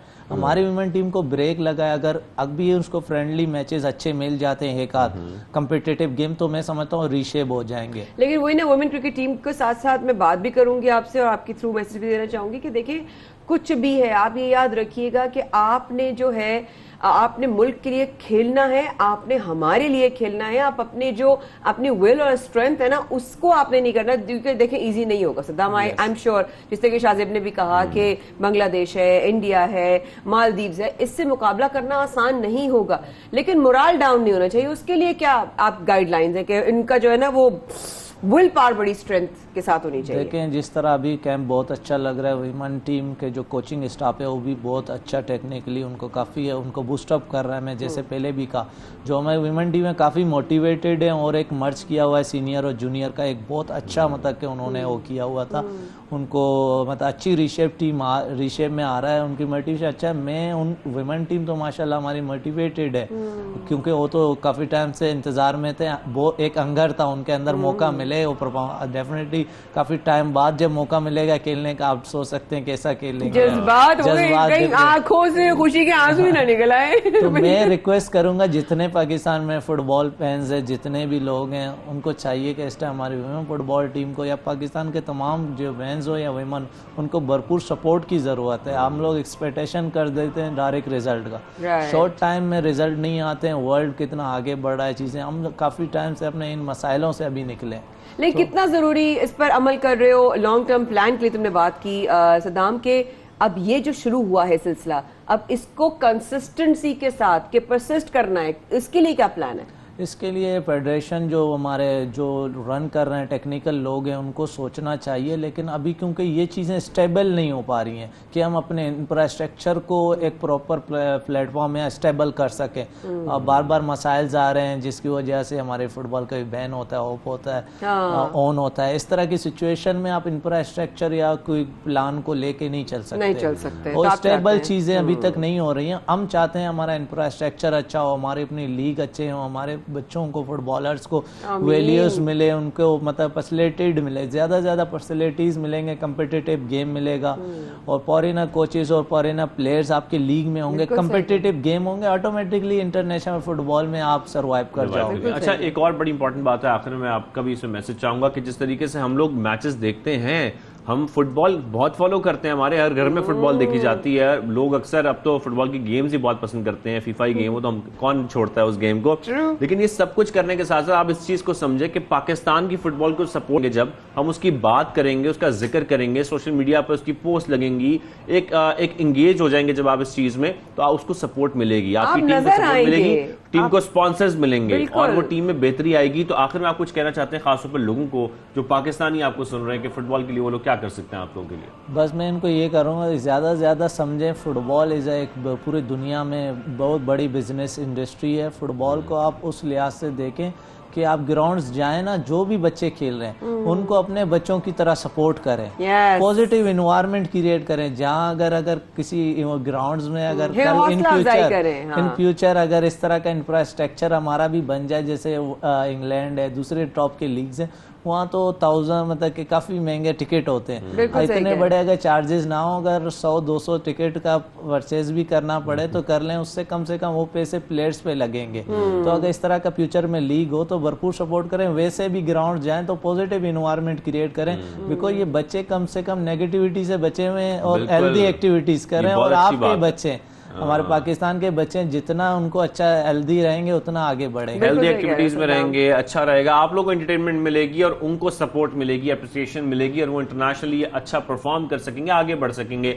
Thank you very much Saddam Hussain, बहुत अच्छा लगता है आपसे हमेशा मुलाकात करके। God bless you. और प्रोग्राम में आगे चलते हैं। इस प्रोग्राम में शुरू में भी हमने बात की थी पेट्रोल के बढ़ते हुए प्राइसेस की, महंगाई के असरात जिस तरह हो रहे हैं, कीमत में पेट्रोल की 6 रुपए 72 पैसे फी लीटर का इजाफा जिस तरीके से हो गया है, हाई स्पीड डीजल भी महंगा हो चुका है। मैं ऑफ हो गई हूँ, मेरा पेट्रोल खत्म हो गया मेरा। आपका पेट्रोल खत्म हो रहा है लेकिन कोई बात नहीं, अभी भी आप दिलवा सकते हैं, बहुत ज्यादा महंगा नहीं हुआ यार, ठीक है, मतलब इतनी प्राइस तो बढ़ जाती है। खैर क्या हो जाए कि आवाम को रिलीफ नहीं मिल पा रहा, इस पर मजीद बात करेंगे। हमारे साथ मौजूद है माहिर डॉक्टर शुजात मुबारक साहब। शुजात मुबारक साहब, बहुत शुक्रिया आपने हमें ज्वाइन किया शो में। सर, डॉलर मुसलसल सस्ता हो रहा है, आलमी मार्केट में भी हम देख रहे हैं कि तेल सस्ता हो रहा है, लेकिन ये क्या वजह है कि पाकिस्तान में पेट्रोल प्राइसेस में मुसलसल इजाफा हो रहा है? कमी होती है लेकिन एक बार फिर इजाफा हो जाता है। गुड मॉर्निंग शुजात भाई। Thank you very much and good morning. In fact मसला ये है कि गवर्नमेंट के पास अभी इतनी फिस्कल स्पेस नहीं है, एक बात, और दूसरा अभी तो हम IMF ने लेटर ऑफ इंटेंट भेजा है जिसके अंदर जो उससे पहले हमने जो एग्रीमेंट्स किए थे उसके अंदर हमने IMF से 100% ये एग्री किया कि हम पेट्रोल डेवलपमेंट लेवी को पास ऑन करेंगे अवाम के ऊपर। तो जाहिर है कि ऐसी सूरत में गवर्नमेंट किसी भी किस्म का रिस्क नहीं ले सकती और उनको प्राइसेस तो बढ़ानी थी, और ये मेरे ख्याल में IMF के लिए भी एक इंडिकेशन है कि government is very much willing to act upon whatever has been agreed in that particular agreement. तो एक बात तो ये है। सेकेंडली, अगर आप देखें इंटरनेशनल मार्केट में वैसे क्रूड ऑयल की स्पेशली ब्रेंट की प्राइसेस आपको $93-94 पे आ गई हैं और अब एक्सपेक्ट ये भी किया जा रहा है कि ये 90 या 85 तक भी आ जाएंगी, क्योंकि जो WTI है उसके साथ का मिलता जुलता जो क्रूड ऑयल है उसकी प्राइसेस भी कम हो रही हैं। तो इस सूरत में शायद गवर्नमेंट के पास इतनी फिस्कल स्पेस बने कि वो थोड़ा सा पेट्रोलियम की प्राइसेस को रिड्यूस करके आवाम को कुछ रिलीफ दे सके, लेकिन IMF के एग्रीमेंट की मौजूदगी में थोड़ी सी चीजें हौश पौश नजर आती हैं। अच्छा, तो शुजात भाई, इस तरीके से आप सिचुएशन बता रहे हैं, ये इसमें हौच पौच अगर नजर आ रही है और महंगाई के इजाफे की अगर हम बात कर रहे हैं, तो आवाम की रहनुमाई के लिए मैं जिस तरह हमेशा कहती हूँ कि आम आदमी के लिए जरा समझाइए कि एक आम जबान में हम किस तरह समझे इसको कि ये जो पेट्रोल की प्राइसेस बढ़ रही हैं ये किसी सेक्टर को अगर फायदा भी करेंगी या अफेक्ट करेंगी तो किस तरह करेंगी? पॉजिटिवली करेंगी, नेगेटिवली करेंगी, मैसिवली करेंगी? आम आदमी किस तरह समझे इन प्राइसेस की रेस को? जी शुजात। आम आदमी के लिए तो जाहिर है कि जो पेट्रोल की प्राइसेस है उसकी स्टैंडर्ड ऑफ लिविंग को या ओवरऑल आपकी कॉस्ट को वो मैसिवली इंक्रीज कर देती है। सिर्फ ये है कि गवर्नमेंट को थोड़ा सा फायदा हो जाएगा कि गवर्नमेंट को जो सब्सिडीज पहले दे रहे थे ये गवर्नमेंट के खजाने पे बोझ नहीं पड़ेगा और गवर्नमेंट अपने आप को थोड़ा सा सेव कर सकती है इस सूरत में। अदरवाइज तो पेट्रोलियम प्राइसेस ऑब्वियसली बढ़ाने से अच्छा खासा आपकी कॉस्ट ऑफ प्रोडक्शन भी बढ़ जाएगी और ओवरऑल महंगाई में मजीद इजाफा होगा। एक बात इसमें मैं ऐड कर दूं कि अभी रिसेंटली पेट्रोलियम की प्राइसेस के साथ साथ USD PKR के बारे में जो पाकिस्तान के रुपए की वैल्यू बढ़ रही है उसके बारे में भी अच्छा खासा डिफरेंट आरा पाई जा रही हैं। तो पहले भी मैंने आपके प्रोग्राम में डिस्कस किया था जब हम पेट्रोलियम की प्राइस डिस्कस कर रहे थे कि पाकिस्तान की रुपए की जो डीवैल्यूएशन थी या जो उस करेंसी की वैल्यू का गिरना था वो सेंटिमेंट्स की बेसिस पे था, और अब जो करेंसी अप्रिशिएट हो रही है या जो वैल्यू बेहतर हो रही है तो अब भी ये सेंटिमेंट्स की वजह से है। यानी कि पहले लोग ये समझ रहे थे कि हमारी मईशत तबाह हो रही है, हम तबाही के धाने पे खड़े हैं, उसकी वजह से रुपए की वैल्यू गिर रही थी क्योंकि ज्यादा से ज्यादा लोग डॉलर बाय कर रहे थे। अब थोड़े से सेंटिमेंट्स बेहतर हुए हैं, तो अब मैं क्योंकि सुन रहा था बहुत सारे हमारे जो गवर्नमेंट के स्पोक्स पर्सन थे वो ये कह रहे थे 185 पे आ जाएगा या 190 पे आ जाएगा, उसकी वजह से हमें जो हमारा क्रूड ऑयल है यानी कि जो हम पेट्रोलियम की प्राइसेस जो उनकी बाइंग करेंगे तो हमें थोड़ा बिल देना पड़ेगा। तो ऐसी सूरत बाज़ाहिर नज़र नहीं आती है। रुपए की जो रियल वैल्यू किसी भी सूरत में 200 से कम नज़र नहीं आती। तो इन तमाम तनाजुर को सामने रखते हुए मुझे ऐसे लगता है कि आइंदा आने वाले चंद महीनों में जो पेट्रोलियम की प्राइसेस है उसमें कोई खातर खा कमी भी नहीं होगी और बहुत ज़्यादा बढ़ावे का या बहुत ज़्यादा इंक्रीज का भी खदशा नहीं है अगर इंटरनेशनल लेवल पे ये पेट्रोलियम की प्राइसेस नहीं बढ़ती तो। लेकिन इसका मतलब एक फैक्टर ये भी है ना, जैसे कि आप भी जिक्र कर रहे हैं और मैं अक्सर ये आजकल सुन रहा हूँ कि जो IMF की शराइत पे हम अमल कर रहे हैं और बड़े सही तरीके से अमल कर रही है हमारी इस वक्त गवर्नमेंट, तो इसका भी ये नतीजा है कि इस वक्त IMF का जो कॉन्फिडेंस है वो भी बिल्ड हो रहा है और साथ साथ जो हमारे बिजनेसमैन हैं, जो हमारे सरमायाकार हैं, उनका कॉन्फिडेंस भी बिल्ड हो रहा है और पाकिस्तान की जो ओवरऑल इसमें हम देख रहे हैं, खासतौर पर हम स्टॉक मार्केट में भी इस वक्त बेहतरी देख रहे हैं। यही वजूहात हैं इसकी वजह से बेहतरी आ रही है और फिर सेंटिमेंट जैसा कि आपने जिक्र किया वो एक फैक्टर भी शामिल है। जी बिल्कुल, देखें IMF के पास कोई भी मुल्क इसीलिए जाता है कि IMF आपको कितना $1.5 बिलियन, $2 बिलियन या $3 बिलियन दे देगा, लेकिन IMF से अगर IMF आपको एग्री कर लेता है लोन देने के लिए तो इसका मतलब ये कि IMF ने आपकी मईशत के ऊपर एक एतमाद का इजहार किया है, जिसकी वजह से जो आपकी बायलैटरल या दूसरी मल्टीलैटरल एजेंसीज हैं, जो फ्रेंड कंट्रीज हैं, वो भी आपकी मईशत पे एक एतमाद करने लगते हैं, एक ट्रस्ट की फिजा कायम होती है। तो अब भी यही नजर आ रहा है। आपने देखा होगा कि लेटर ऑफ इंटेंट IMF ने भेजा था, गवर्नमेंट ने साइन करके वापस भी भेज दिया और अब जल्दी एग्रीमेंट हो जाएगा। तो इससे एक ये पता चल रहा है कि IMF ने पाकिस्तान की मईशत के ऊपर एतमाद का इजहार किया, तो चीज़ें थोड़ी सी बेहतर होती हुई नजर आती हैं। लेकिन ऐसी सूरत में हम अगर कोई ब्रेक थ्रू इम्प्रूवमेंट की बात करें तो ऐसा नहीं है। जाहिर है कि एक डिफॉल्ट खदशा था, अल्लाह का शुक्र है कि काफी हद तक वो टल गया है। अल्लाह का बहुत शुक्र है वाकई में कि पाकिस्तान डिफॉल्ट नहीं करेगा, लेकिन इसके बावजूद हम बड़ी खतरनाक सूरत हाल पे खड़े थे। अब हम काफी हद तक पीछे आ गए। लेकिन आप ये कहें कि महंगाई कम हो जाएगी, चीजें बेहतर हो जाएंगी, तो इतनी जल्दी 2022 में तो कम से कम ऐसा नजर नहीं आता। अच्छा शुजात भाई, जिस तरीके से अभी आपकी बातें मैं सुन रही थी, ऑब्वियसली आप शुरू से माशाल्लाह हमारे साथ रहे हैं और हम गाए बगाए कभी हम डॉलर की बात करते हैं, कभी हम पेट्रोल प्राइसेस की बात करते हैं, कभी माइशत की इकोनॉमी की बात करते हैं। ओवरऑल सिचुएशन हर बार डिस्कशन में ये हुआ कि we are not going to go in a very ideal situation, लेकिन हाँ जो आपने इस तरह कहा ना, हम रेड जोन में थे, अब हम एक रेड जोन से निकल आए, अब एक डेंजर जोन से निकल आए। क्या बेटरमेंट की तरफ बढ़ते हुए कदम नजर आ रहे हैं शुजात भाई? देखिए, डेंजर जोन से निकल आए, आप ये समझ लीजिए कि we are at the yellow level, लेकिन बहुत बेहतरी के इम्कान नहीं है। बिलखुसूस रात को जब चार्टर ऑफ इकोनॉमी की बात हुई तो पाकिस्तान तहरीक इंसाफ की क़यादत ने मेरे ख्याल में उसको मुस्तरद कर दिया। तो ऐसी सूरत में जब तक कि कोई एक प्रॉपर चार्टर ऑफ इकोनॉमी नहीं आता, कॉन्टिन्यूटी ऑफ कोई पॉलिसीज नहीं बनती है, तो उस सूरत में बहुत ज़्यादा बेहतरी के इम्कान मौजूद नहीं है। हल इसी में है कि पॉलिटिकल स्टेबिलिटी आए, सारे के सारे स्टेक होल्डर्स किसी सेंट्रल इकोनॉमिक जो चार्टर उसके ऊपर एग्री करें, आगे मूव करें। अग्रीड 100% डायलॉग की जरूरत भी है, इसमें कोशिश भी करनी चाहिए कि मिसाके मईशत की भी कोशिश करनी चाहिए। लेकिन सर आखिर में ये जरूर बताइएगा कि IMF की शराइत अपनी जगह, जो मुआशी बहरान है वो अपनी जगह, आलमी मार्केट में पेट्रोल सस्ता हो रहा है वो भी हम देख रहे हैं, उसके बावजूद पाकिस्तान में जो ओवरऑल सिचुएशन है, आप क्या समझते हैं इन हालात में कोई ऑप्शंस हैं बाकी कि हुकूमत किसी भी तरीके से अवाम को रिलीफ दे सके या पॉसिबल है रिलीफ देना? देखिए, मेरा नहीं ख्याल कि जो प्रेजेंट जो गवर्नमेंट की सिचुएशन है, जो खजाने की सूरत हाल है, जो फिस्कल स्पेस गवर्नमेंट के पास मौजूद है, ऐसी सूरत हाल में शायद ही गवर्नमेंट के पास इतना कोई स्पेस हो कि वो आवाम को रिलीफ दे सके। मेरा ख्याल ये है कि आवाम को अगले 3 से बल्कि 2022 तक तो आप कोई किसी किस्म का बड़ा रिलीफ भूल जाएं, क्योंकि गवर्नमेंट खुद से अभी बड़ा स्ट्रगल कर रही है IMF के साथ। अगर हम उनकी शराइत ही पूरी कर ले तो बड़ी बात है।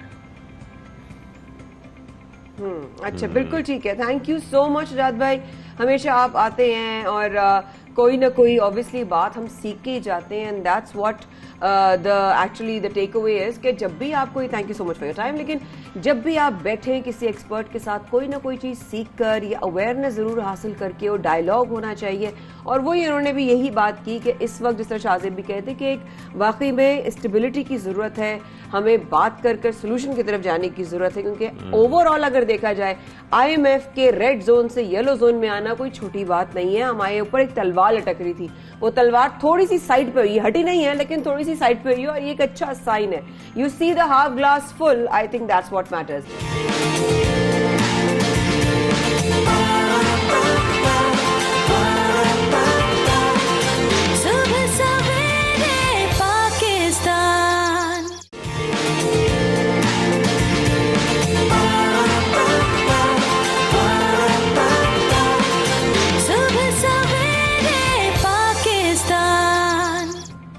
Welcome back. आप देख रहे हैं सबसे बड़े पाकिस्तान, माया खान और शाहजेब अहमद के साथ। और अब हम जिक्र करेंगे अपने कुछ नेशनल हीरोज का, क्योंकि हम हुकूमत पाकिस्तान हमने देखा कि मारूफ गुलकार फखरे आलम के लिए सितारे इम्तियाज का ऐलान किया है, जिस पर मारूफ गुलकार ने खुशी का इजहार भी किया, और क्यों ना करें, और ये कहा है कि सितारे इम्तियाज के ऐलान पर बहुत खुश हूँ और फख्र भी महसूस करता हूँ।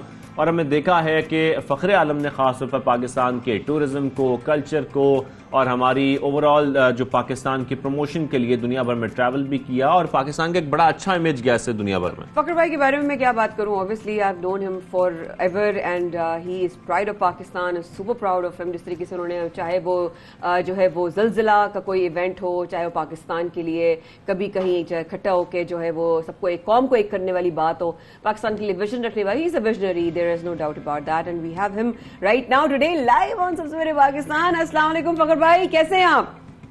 जी अस्सलाम वालेकुम Maya, great to see you and hear you after a long time, और बहुत बहुत शुक्रिया आपका। lovely lovely lovely, God bless you bhai, God bless you, and thank you so much for taking our time। and सबसे पहले congratulations in order, बहुत बहुत बहुत मुबारक हो। I'm super, actually we all are super happy for you। कैसा feel कर रहे हैं? बहुत बहुत शुक्रिया। Tremendous sense of joy and pride, grateful to the Almighty Allah, grateful to the family and grateful to the people of Pakistan कि ये मौका जो है वो मुझे मिला, और ये एजाज जो है वो मुझे दिया जा रहा है। But you know it's special, of course it's a little different and it's special. I'm so happy for you। तो ऑब्वियसली फखर भाई, इस तरह से हमने देखा दुनिया में, शाहजेब हम बात भी कर रहे थे कि फखर भाई का गाहे बगाए हम जिक्र भी करते रहते हैं प्रोग्राम में। बिल्कुल, और खासतौर पर पाकिस्तान का मुस्बत चेहरा दिखाने के लिए फखर भाई आपने बहुत कोशिशें की हैं, और हम देख रहे हैं कि इन्हीं कोशिशों को सराहा जा रहा है और ऐसे एजाज़ात से आपको नवाजा जा रहा है। आप खासतौर पर मुझे बताइएगा इस वक्त कितना इंपॉर्टेंट है, हम हर किस्म के हालात देखते हैं पाकिस्तान के, चाहे मुआशी हालात हों, और खैर पाकिस्तान में कई मसाइल हैं, लेकिन इन मसाइल को एक तरफ रखते हुए पाकिस्तान के कल्चर को, यहाँ की जो ओवरऑल हम देखते हैं टूरिज्म को, इसको सपोर्ट करना, इसको प्रमोट करना दुनिया भर में इस वक्त कितना जरूरी है पाकिस्तान के लिए? शाहजेब, माया, बिल्कुल आपने दुरुस्त बात की। देखें, अनफॉर्चुनेटली नेगेटिविटी और मनफी सोच और मनफी जो लोगों के पर्सपेक्टिव होते हैं, वो जो है ना वो डैम्पन कर देते हैं पूरी नेशनल स्पिरिट को, whether we like it or not, but slowly and steadily जब आप एक चीज़ को मुसलसल नेगेटिव करते रहेंगे तो उससे होता क्या है कि ओवरऑल जो इम्पैक्ट आता है ना वो फिर बड़ा you know it's not good. तो हमें ज़रूरत ये है कि हम अपने माशरे की, अपने मुल्क की, अपने कल्चर की, अपने हेरिटेज की, अपनी तारीख की बाकायदगी से प्रॉपर तरीके से जो है उसकी पैकेजिंग करके दुनिया के सामने रखें। उसकी वजह ये है कि हम, अगर आप देखें तो जब मैं बाहर जाता हूँ, ख़ास तौर पे बाहर के मुल्कों में या दूसरी नेशनलिटी से जब इंटरेक्ट करता हूँ, तो उनके दिमाग में पाकिस्तान की एक बड़ी अजीब और स्ट्रेंज इमेज होती है। वो ये समझते हैं कि शायद हम जो है वो सारे का सारा मुल्क जो है वो हम ऊंटों पे सफर करते हैं और हम गारों में रहते हैं और क्लैशनकोफ जो है वो हर घर में होती है, और पता नहीं उनके they have got strange ideas about Pakistan. तो उनको बताना, उनको समझाना, और उसका बेहतरीन तरीका यही हो सकता है कि आप ज्यादा से ज्यादा पॉजिटिव हेडलाइंस, ज्यादा से ज्यादा पॉजिटिव कंटेंट जो है वो जनरेट करते रहें और उसके साथ कनेक्टिविटी करते रहें। और पाकिस्तान के नौजवानों के लिए बड़ा ज़रूरी है, खासतौर पे मैं उनसे कहूँगा जो सोशल मीडिया का बहुत इस्तेमाल करते हैं, कि मेक श्योर कि आप पॉजिटिव कंटेंट जो है जितना ज्यादा वो ज्यादा से ज्यादा शेयर करें, because that it actually makes अच्छा, और इससे हमें बड़ा सहारा मिला है जब से हम देख रहे हैं कि हमारे यंगस्टर्स खासतौर पर सोशल मीडिया पर व्लॉगिंग कर रहे हैं, मुख्तलिफ व्लॉग्स लेकर आते हैं, चाहे वो टूरिज्म के ऊपर हो, मुख्तलिफ इलाके ऊपर हो पाकिस्तान के, उससे एक बड़ी अच्छी प्रमोशन मिली है, एक बड़ा अच्छा बूस्ट मिला है हमारे टूरिज्म को भी, और फिर ज़ाहिर कनेक्शन बढ़ जाता है, आपका ग्लोबली कनेक्शन बढ़ जाता है, तो इससे काफी फायदा पहुंचा है हमें साथ साथ। जी फकर भाई। जी absolutely, I mean I think they played a great role, positive role, और यही मैं चाहता हूं कि हम इसी चीज को जो है ना हमारे, एक तो मैं अपने बुजुर्गों से विद ऑल ड्यू रिस्पेक्ट आप लोगों का हम अपने तहे दिल से शुक्रिया अदा करते हैं, हम आपकी तहे दिल से इज्जत करते हैं, लेकिन जो पाकिस्तान के करते धरता है और जो बड़ी उम्र के लोग हैं, मेरी उनसे गुजारिश है कि please get out of the way of the youth of Pakistan. आप उनके रास्ते में अगर आप उनको फैसिलिटेट नहीं कर सकते तो कम से कम उनके रास्ते में रुकावट ना बने किसी चीज के लिए ना, लेट देम बी, दे 60% से ज्यादा आपकी पॉपुलेशन है, यूथ बल्ज है, उनको करने दें। मैं अब आपको एक चीज बताता हूँ, ये जो मैंने जो मेजर चीज मेरी जिंदगी का कंट्रीब्यूशन है कि आई एम तारीख का सबसे पहला और वाहिद पाकिस्तानी जिसने हमारे सैयारे जमीन का मुकम्मल गर्दिशी चक्कर जो है वो लगाया 23 दिन के अंदर, जो जहाज उड़ता सिंगल इंजन पायलट किया था।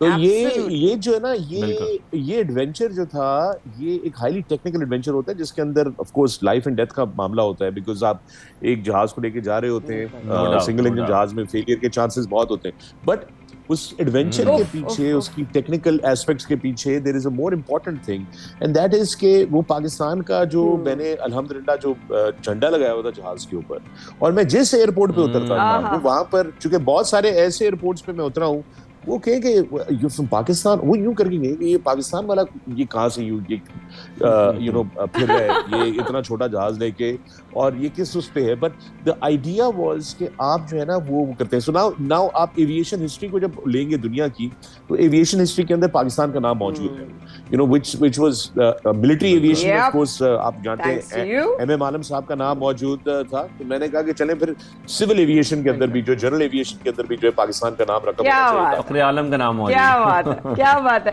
मैं फकर भाई सबसे आप बता रही हूँ, दुनिया का पूरा चक्कर लगाना और गवादर स्टेडियम को पूरी दुनिया को दिखाना कि जनाब किस तरीके से पाकिस्तान का इमेज है, एंड 100% स्पॉट ऑन के पहला इमेज तो आता है हम पाकिस्तान से नहीं है और हमें दूसरे ममालिक से पहले जोड़ा जाता है, फिर हम जब पाकिस्तान कहते हैं तो उनके लिए एक शॉकिंग मोमेंट होता है, ओ पाकिस्तान से, और इतनी बड़े लेवल पे since you have been doing so much work, how do you think कि अब हमारे हालात जो है या हमारे इमेज जो है फकर भाई ये बदल सकता है?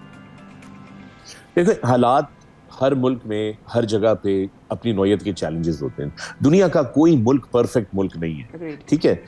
हमारे यहाँ भी मामलात और हालात जो है हमारे सामने हैं, मुआशी परेशानियां हैं, इश्यूज हैं, जिनकी जिम्मेदारी है, जिनके ऊपर जिनसे हमें रहनुमाई हासिल करनी है, ये उनका काम है कि इन चीज़ों को सही करना। और मेरी गुजारिश होगी अपने रहनुमाओं से कि ये वक्त आ गया है कि वो थोड़ी आवाम से रहनुमाई ले लें और नौजवानों से रहनुमाई ले लें, और जहां तक कि रह गया कि ये हमारे लिए बड़ा जरूरी है, हमारी बिल्कुल मसले मसाइल अपनी जगह है। लुक, आई नो कि मुझे पता है कि लोगों को तकलीफ है, मुझे पता है कि लोगों में गम और गुस्सा है, कभी ना कभी मायूसी भी हो जाती है, लेकिन वो सब अपनी जगह।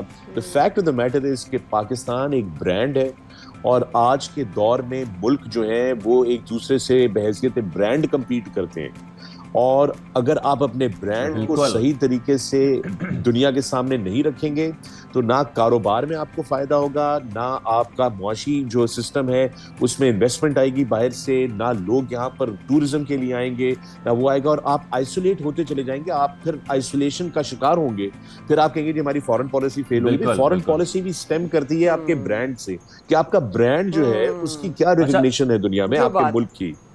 और फखर भाई, क्योंकि आप इकोनॉमिकली स्ट्रांग होने की बात कर रहे हैं पाकिस्तान की, तो हम ये बार बार जिक्र करते हैं, चाहे सोशल मीडिया हो या हमारा मेन स्ट्रीम मीडिया हो, ये जिक्र तो बार बार होता है, मुख्तलिफ आर्टिस्ट और फिर आपकी जानिब से भी हम देख रहे हैं, खासतौर पर कोशिश की जा रही है टूरिज्म को प्रमोट करने की, पाकिस्तान को आगे ले जाने की ग्लोबली। लेकिन सर, ये कितना इंपॉर्टेंट है कि हम इस चीज को कैश भी कराएं, हम ये कोशिश करें कि हम कितना रेवेन्यू जनरेट कर सकते हैं ताकि पाकिस्तान को इकोनॉमिकली भी फायदा पहुंचे, जो फॉरेनर्स पाकिस्तान आना चाहते हैं उनको किस तरीके से फैसिलिटेट कर सकते हैं, तो गवर्नमेंट को क्या लॉन्ग टर्म प्लानिंग करनी चाहिए कि हम एटलीस्ट फैसिलिटेट कर सके तमाम फॉरेनर्स को? देखिए, बिल्कुल बहुत अच्छी बात आपने की।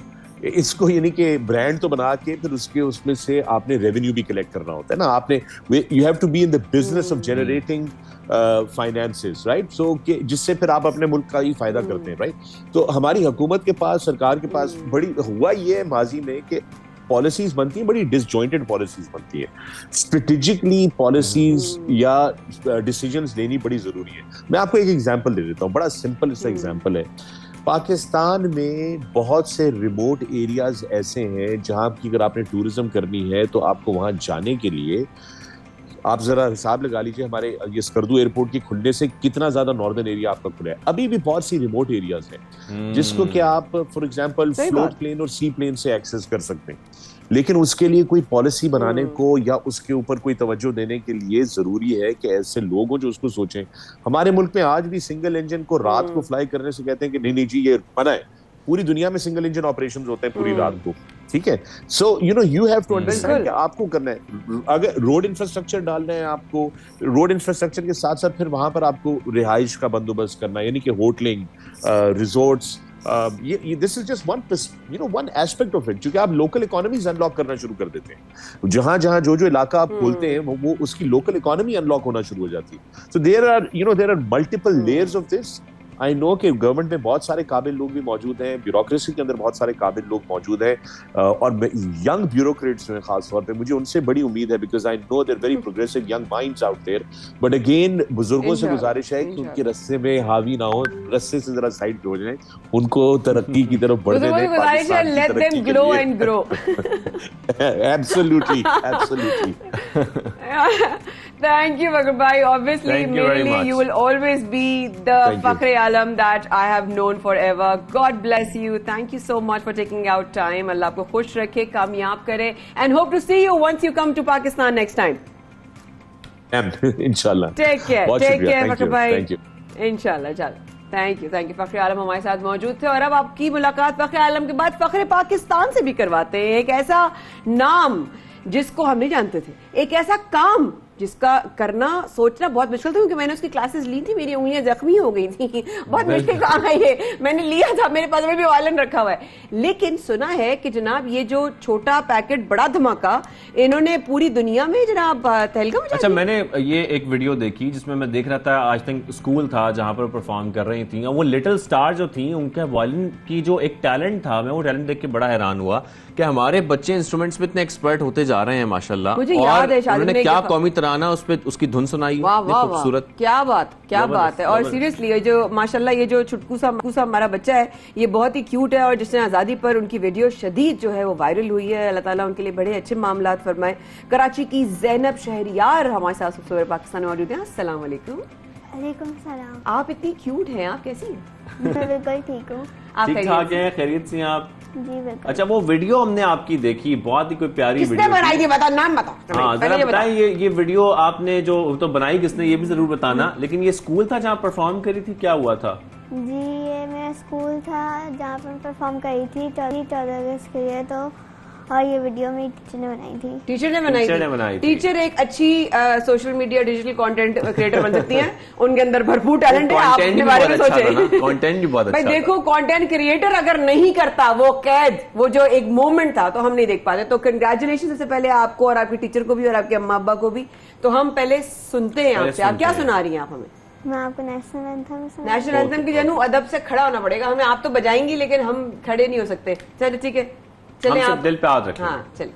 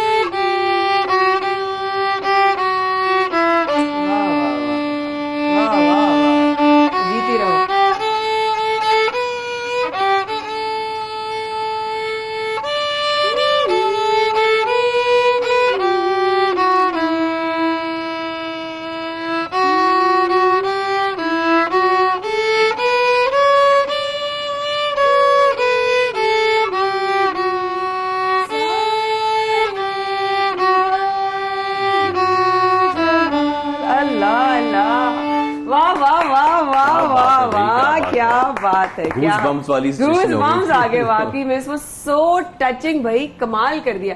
ये खुद का आइडिया था या किसी और का आइडिया था? ये मेरे बाबा और मेरा दोनों का आइडिया था। अरे भाई वाह। और वायलिन किसका शौक? वायलिन मेरे बाबा का दोनों का शौक। अरे वायलिन आपने कब सीखना शुरू किया और आपकी एज कितनी है अभी? कब से सीख रही हैं आप ये वायलिन? मैं ये 3 साल से सीख रही हूँ और अभी मैं 10 साल की हूँ। तो मतलब 7 साल की उम्र से आप सीख रही हैं और अभी 3 साल हो गए आपको मुकम्मल आपने सीखते यही हुए। कहा कि मैं बचपन से सीख रही हूँ। मतलब मैं कहती कॉर्ड से तुमने शुरू भी कर दिया। सो बेसिकली किस तरह इसको आगे लेके जाने का प्लान है गुड़िया आपका, या मतलब अभी इसको आप कहते हो कि मैं स्कूल तक ही अपना शौक रखूंगी? ये बताओ जरा। नहीं, इसको आगे ले जाने का बिल्कुल प्लान है और आगे जाके बड़े होकर भी बताऊंगी। आपको पता है ना कि वायलिनिस्ट का जो फ्यूचर है वो बाहर ज्यादा, उसका स्कोप बहुत ज्यादा है and they make good money also. पता है ना आपको बात? पता है? और बड़ी मतलब उनकी बड़ी उनके फैन फॉलोइंग होती है, पूरा ओपरा बैठता है उनके लिए। तो वो तब देख रहे हैं हम आगे जाके ज़ैनब बैठी होगी और बड़ा सा एक ओपरा होगा और वहां पर जो है ना ज़ैनब बैठ के चेयर पे, हम अभी से ना ज़ैनब को कमर्शियली तैयार कर रहे हैं कि आपने आगे जाके तुरंत तैयार कर रहे हैं। सीरियसली कितना प्यारा लगेगा हमारी, जो हम एक दिन कहेंगे शादी में याद है तो हमारी ज़ैनब है भाई, क्या बात है। ज़ैनब, इसके अलावा कौन कौन सी धुनें हैं जो आप इस पे खास प्ले करती हैं या आपकी फेवरेट है जो आप हमें सुनाना चाहती हैं आज? इस पर मतलब कौमी तराना तो हम सब ने सुना है, कोई और ऐसी धुन है जो आपकी फेवरेट है, आपको पसंद है या कोई आप सुनाना चाहें हमें? हाँ, मेरे इंडियन गाने तो फेवरेट नहीं है इस पे, लेकिन मैं पेट्रियाटिक सॉन्ग ज्यादा बजाती हूँ। हाँ, कोई भी पेट्रियाटिक ही, हमने तो पेट्रियाटिक ही बोला, कसम जो कुछ और बोला। अच्छा, तो मैं आप बता दें मैं क्या बजाऊं? जो भी आपके दिल में, जो आप हमें सुनाना चाहते हैं, जो दिल में आया हम तो सुन लेते हैं, जो आप हमें सुनाएंगे। ये तो आदत है सुनने की। फिर मैं आपको ये बताऊं, तुम्हारे सुना दूंगी। वाह, ओके, जबरदस्त। हाँ।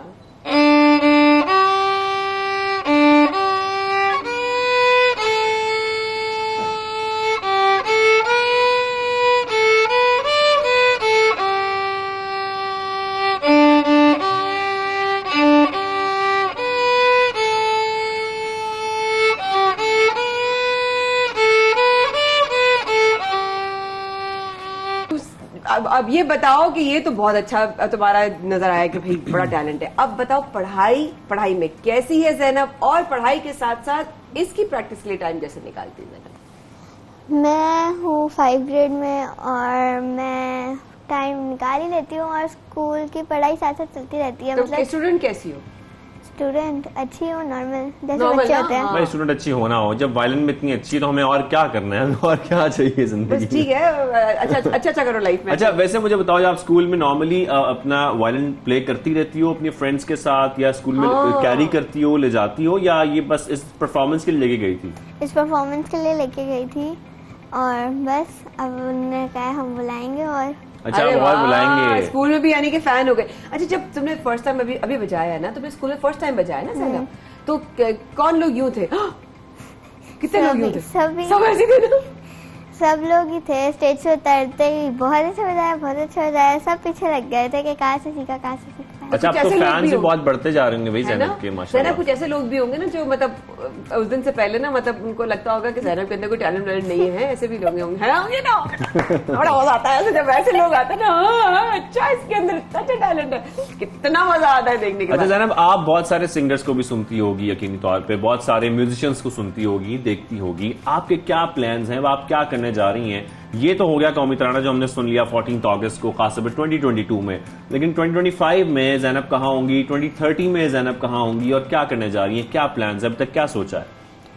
मैंने ये सोचा है कि मैं जब बड़ी हो जाऊंगी तो पहले तो मैं डॉक्टर बनूंगी, इसको कंटिन्यू रखूंगी, पहले डॉक्टर बनूंगी और डॉक्टर के साथ ही इसको चलाऊंगी। तो वायलिन से मैं इलाज करूंगी बुखार का। और अच्छा, आपको जुकाम है, एक सेकंड मैं एक धुन बजाती हूँ, अगले बंदे का कितना चलेगा, डॉक्टर हॉस्पिटल में खड़े होकर एक वायलिन प्ले करेगा और पेशेंट ठीक हो जाएगा। एक बंदा कहेगा 1 मिनट, धुन नंबर 4 ज़ैनब खोलेगी अपनी धुन नंबर 4 हो जाएगी और उसका बुखार से हो जाएगा। साइकोलॉजिकली ट्रीट करेंगे ना पेशेंट्स को, एक उनकी सूद फीलिंग आएगी। वाह, क्योंकि मौसीकी अपने आप में एक बहुत बड़ा इलाज होता है। तो ये इतना जबरदस्त कॉम्बो है। मेरे ऑब्वियसली हैं, तो अब ये अब आप वायरल हो चुकी हैं, आपको पता है ना, हैं तो कौन कहता है कि जरा मतलब हमें भी जरा सा थोड़ा सा सिखा दो, ऐसा कोई कहता है? हम भी आपकी तरह अच्छा, मशहूर आधे से ज्यादा लोग तो यही आधे से ज्यादा लोग मतलब आधे से तो घुटने तक लोगों ने कहना शुरू कर दिया। मतलब कैसे आधे से ज्यादा लोग, कैसे, कहाँ, मतलब कराची में, पूरी दुनिया में? हाँ, मेरे पास मैसेज नंबर से मैसेजेस आ रहे हैं, आप सिखा दे, आपने कहा will you friendship with me वाले तो नहीं आ रहे? अभी तक ऐसे, अभी तो ऐसे कोई नहीं आया। हाँ, लेकिन बस ऐसी, हाँ बस इधर उधर से। तो तुम्हारा है कोई इंस्टा फेसबुक पे पेज है तुम्हारा, है तो बता दो हमें। हाँ हाँ, क्या है बताओ ना जरा। फेसबुक पे, फेसबुक पे भी है, इंस्टा पे भी है। फेसबुक पे जैनब रहीमतुल्लाह है, गेस। जैनब क्या? जैनब रहीमतुल्लाह है, आई गेस। अच्छा, और आई गेस भी नाम है? नहीं। अच्छा, आई गेस। अच्छा, मेंशन कर देंगे हम। कोशिश करेंगे कि हम जब पोस्ट करें इसको वीडियो तो उसे मेंशन कर दें इनका आईडी है ना, नहीं इनका जो आईडी है। अच्छा, मुझे थोड़ा सा ये ज़ैनब, इसके साथ मुझे ये भी बताओ कि जाहिर है आपके वैसे आप बहन भाई कितने? मेरा एक छोटा भाई है बस। छोटे भाई, आप छोटे भाई हैं, तो उनको भी कुछ शौक है आपके साथ वायलिन का? नहीं, या वो कहते नहीं बस बहन करिए, ठीक है मैं कुछ और करूंगा, यही कहते हैं? उनकी क्या एज है अभी? वो अभी 8 साल का है। अभी 8 साल के हैं? अच्छा, आपको 2 साल के डिफरेंस है। अच्छा, ज़ैनब शरारती हो या सब लग रही है? क्या पकड़ा है भाई, वाह क्या पकड़ा है, इसे कहते हैं पकड़ना लाइव शो में। अब बता दे शरारतें क्या होती हैं ज़ैनब की? शरारतें भी होती हैं कभी कभी। क्या बताऊं? स्प्रे होता है ना पानी का। हाँ। तो मेरी दादी घर पे कल लेटी हुई थी और मुझे ऐसे खेलने का शौक आया था। वो सोफे पे लेटी हुई थी, मैं पीछे से स्प्रे मार के भागे जा दादी को। अल्लाह, ये दादी को इसके साथ, दादी के साथ ये करती है ये लड़की। अल्लाह, फिर दादी ने क्या किया? चप्पल उठा के फ्लाई कर मारा? दादी समझी बारिश हो रही है घर के अंदर शायद। हाँ। नहीं, दादी पूछे दादी से कौन है। उसके बाद मैंने आके बाद में बताया कि मैं कर रही थी। हाँ, फिर डांट पड़ी थी। डांट? अच्छा, डांट भाई दादी थी ना वो, दादी दादा से बॉन्ड बड़ा अच्छा होता है। क्या थी ये तो बताओ जरा। डांट खा गई तुम? असल चीज तो पी गई। डांट ये पड़ी थी कि ये कहते हैं बार बार पानी ना फेंको, मोबाइल खराब हो जाएगा। मोबाइल खराब हो जाएगा, ये बेटा। मोबाइल का कितना शौक है? मोबाइल में ज्यादा रहती हो या पढ़ाई और म्यूजिक में ज्यादा रहती है? दोनों चीजें इक्वल है। और मोबाइल का शौक है? हाँ, मोबाइल में क्या वीडियो शूडियोस बनाती हो? अपनी इंस्टा का तो बताया नहीं, अपनी आईडी अपा अब तुमने? इंस्टा की आईडी पता नहीं, मुझे आया पता नहीं है। मैं तुम्हें कुछ पता भी है? हम दादी को पानी फेंकने के अलावा। अच्छा, मुझे ये बताओ ज़ैनब, ये इसकी मैं ऐसे में देख रहा था, आपकी छोटी छोटी उंगलियां माशाल्लाह, आप इसमें बड़ी एक्सपर्ट हैं ये पूरा वायलिन प्ले करने में, लेकिन ये बड़ा मुश्किल होता है इसमें तो। ये आपकी सारी जो फिंगर्स हैं बड़ी हार्ड हो जाती है ना प्ले कर करके। जो आपने प्रैक्टिस करना शुरू की, कितना मुश्किल लगता था कि मैं वायलिन बजा सकूंगी नहीं, कि ये मुझे उंगलियां अपनी प्रैक्टिस करनी पड़ेंगी इसके साथ साथ वाइस? हाँ, पहले तो बहुत दर्द होता था, पर्पल हो जाती थी आगे। क्योंकि मैंने देखा ना जो गिटारिस्ट होते हैं खासतौर पर, उनकी जो फिंगर टिप्स हैं बिल्कुल बहुत हार्ड हो जाती हैं, बहुत सख्त हो जाती हैं। अभी मेरी तो फिलहाल हार्ड नहीं है, लेकिन नहीं हो जाएंगी, चलो कोई बात। लेकिन वो क्योंकि अभी तुमने छोटे से शुरू किया, क्योंकि मैंने जब शुरू किया था कोई 8-10 साल पहले सीखना शुरू किया था, तो वो मैं 6 महीने के बाद छोड़ दिया था। मेरी बहुत उंगलियां जख्मी हो गई थी, तो मैं नहीं कंटिन्यू कर सकी। इसलिए बहुत मुश्किल है बजाना। लोगों को जिनको नहीं पता ना, ये बहुत मुश्किल है इंस्ट्रूमेंट बजाना। Violin is one of the toughest. कभी कभी फंस भी हो जाता था। हाँ, देखा। अच्छा, ये बता दो, शरारतें क्लास में भी करती हो या बड़ी शरीफ चश्मा पहन के मासूम दिखने की कोशिश आज कामयाब हो जाती है क्लास के अंदर? क्लास में बिल्कुल शरारतें नहीं होती, बस घर में ही होती हैं जो होती हैं। अच्छा, डेट ऑफ बर्थ क्या है तुम्हारी? मेरी 27 फरवरी 2012।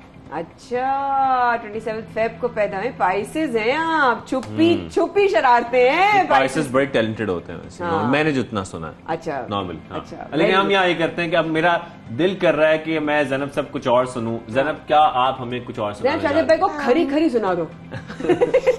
पुरानी हो गई है वैसे। चलिए, आप मुझे क्या कौन सी धुन सुनानी चाह रही हैं? अब मैं अगर आपको पेट्रियोटिक के अलावा कोई गाना सुना दूं, लेकिन पाकिस्तानी। हाँ, पाकिस्तानी। पता नहीं पाकिस्तानी है भी या नहीं। अच्छा, चलो आप प्ले करो, हम देखते हैं कि पाकिस्तानी है कि नहीं। अच्छा, तो वो छोटा सा पार्ट आता है, ठीक है? ठीक है।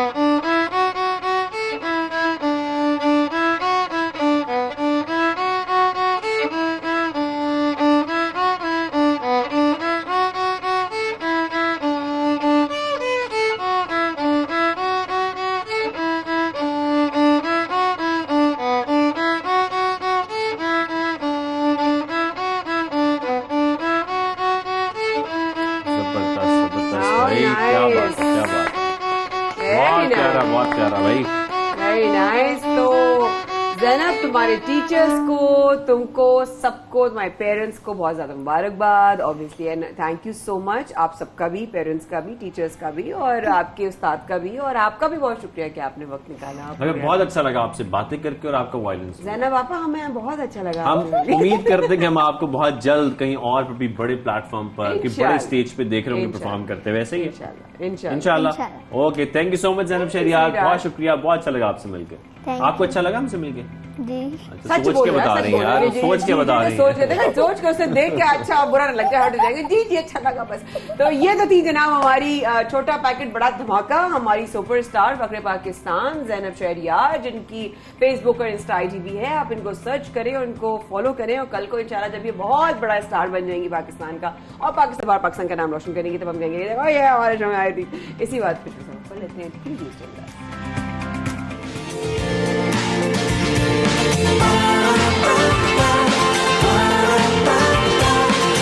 सुबह सवेरे पाकिस्तान,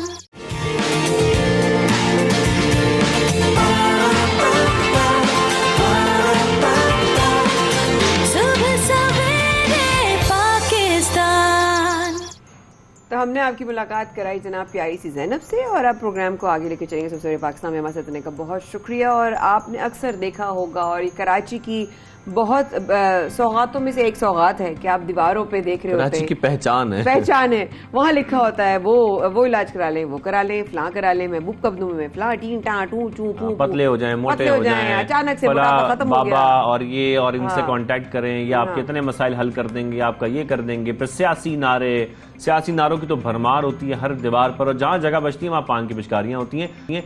तो ये तो पूरी सूरत हाल हम देखते हैं दीवारों की अक्सर, लेकिन ये जो आर्ट जिसका हम जिक्र कर रहे हैं, ये आर्ट तो मेरी तरफ नजर आता है, लेकिन अब हम ग्राफिटी के जरिए हमारे जो आर्टिस्ट हैं खासतौर पर उसको कैसे तब्दील कर रहे हैं ताकि हमें खूबसूरती नजर आए चारों तरफ, हमें इन दीवारों को ना देखना पड़े, हमें ग्राफिटी को देखना पड़े। बिल्कुल ऐसे ही कराची के एक नौजवान ने इन दीवारों को खूबसूरत बनाने का जो है वो बीड़ा उठाया, और वो हमारे साथ मौजूद है स्टूडियोज में। इस वक्त शीसुद्दीन हमारे साथ मौजूद है। अस्सलाम वालेकुम चीज, कैसे हैं आप? अल्हम्दुलिल्लाह। इतना जबरदस्त काम ये जो आपने कर रहे हैं आप, ये सबसे पहले तो आप भी हमारी तरह तपते थे दुकानों को देखकर, इसलिए आपको ख्याल आया, या किसी ने आपको कहा कि तुम आर्टिस्ट हो तो ये करो? प्लीज मुझसे शेयर करें। नहीं, बिल्कुल। मैं एक तो मेरा शुरू से ही बचपन से आर्ट से बड़ा लगाव था, आर्ट से ताल्लुक बड़ा मजबूत था, स्कूल लाइफ से ही। तो देखता था कराची की दीवारों में, मतलब मुख्तलिफ किस्म के मशवरे लिखे होते थे, बीमारियों का इलाज लिखा होता था, फलाना बंगाली, पॉलिटिकल पार्टीज के नारे। तो सोच यही थी, चलो वहाँ चलो। तो सोच यही थी कि अपने इस आर्ट के थ्रू कराची की दीवारों का नक्शा कैसे तब्दील किया जाए। तो वीडियोस देखता था मैं फॉरेन कंट्रीज की, जर्मनी, यूएस, बहुत कॉन्सेप्ट है ग्राफिटी का, मुख्तलिफ गलियों में हम देखते हैं वहाँ पे। बिल्कुल। तो वही वीडियोस देखता था, तो सोचा क्यों नहीं हमारे शहर में, शहर कराची में आए तो एक अच्छा मैसेज जाएगा, एक पॉजिटिव मैसेज जाएगा आवाम में भी। तो स्टार्ट किया तकरीबन 7-8 साल पहले स्टार्ट किया था मैंने, तो चल रहा है अभी तक सिलसिला। तो तक कितनी दीवारें आपने ऑलरेडी ग्राफिटी में तब्दील कर दी हैं अगर, और शुरू कहाँ से किया था, फिर बढ़ाते गए? क्योंकि जाहिर है इसके लिए आपको एक बजट भी चाहिए, आपको काम करना है, आपकी मेहनत भी है, फाइनेंशियली सपोर्ट भी चाहिए। तो किस तरीके से आपने मैनेज किया? बिल्कुल, पहले तो शौक में ही कर रहा था, पहले अपने घर की दीवार से स्टार्ट किया था, जिसकी डांट पड़ी, घर की दीवारें खराब क्यों कर रहे हो? बिल्कुल डांट पड़ी। इसके अलावा तो वीडियो डाली उसकी, तो सोशल मीडिया पे काफी अप्रिसिएशन मिली, तो लोगों ने बोला कि यार आप ये इस दीवार वगैरह, हमारे घर के पास भी दीवार है, उसको भी तरह पेंट कर दें, हमारे घर के पास दीवार है। बोला ये तो अच्छा है, एक अच्छा आइडिया है, इससे खूबसूरत हो जाएंगी कराची की दीवारें और अलग ही लुक आएगा। अच्छा, तो चीज़ ये कर रहे हो माशाल्लाह, जैसे हम आपकी फुटेजेस भी देख रहे हैं साथ साथ।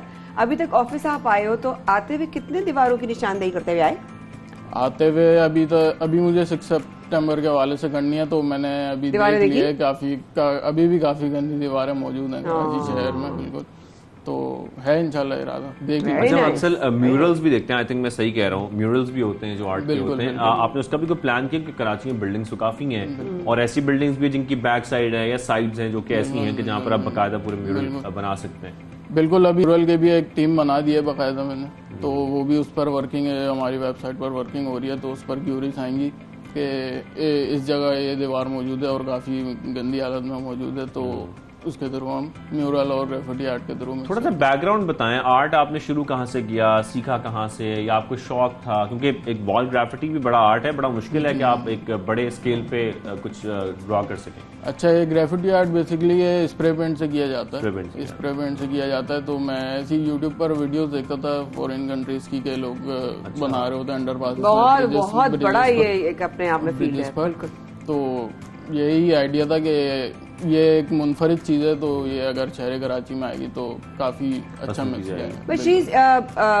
क्योंकि स्प्रे पेंट बहुत स्ट्रॉन्ग होता है फॉर योर ब्रीदिंग एंड आपकी सांस के लिए, तो कोई कवर रखते हो, ख्याल रखते हो? बिल्कुल, इसके लिए सेफ्टी मेजर्स रखते हैं हम लोग। मास्क आता है इसका, गैस मास्क, वो पहनकर बिल्कुल वो पहन के करते हो। अच्छा, अब तक कितनी दीवारों की जो शक्ल है या उनकी जो लुक है वो बदल चुके हो आप? ये अभी तक काफी शहर कराची के काफी इलाकों में कर चुका हूँ और 50+ वॉल्स कवर कर चुके हैं अभी हम लोग। कभी ऐसा हुआ किसी ने क्या कर रहे हो, क्या गंदा कर रहे हो, क्या खराब कर रहे हो, हमारा नारा लिखा रहने? बिल्कुल आते हैं पॉलिटिकल पार्टीज के लोग, बोलते हैं यार हमारी हम लोगों ने बड़ी मुश्किल से लिखा था कि फलाना को रिहा करो और ये करो, तुमने रिहाई कर दिया सबको।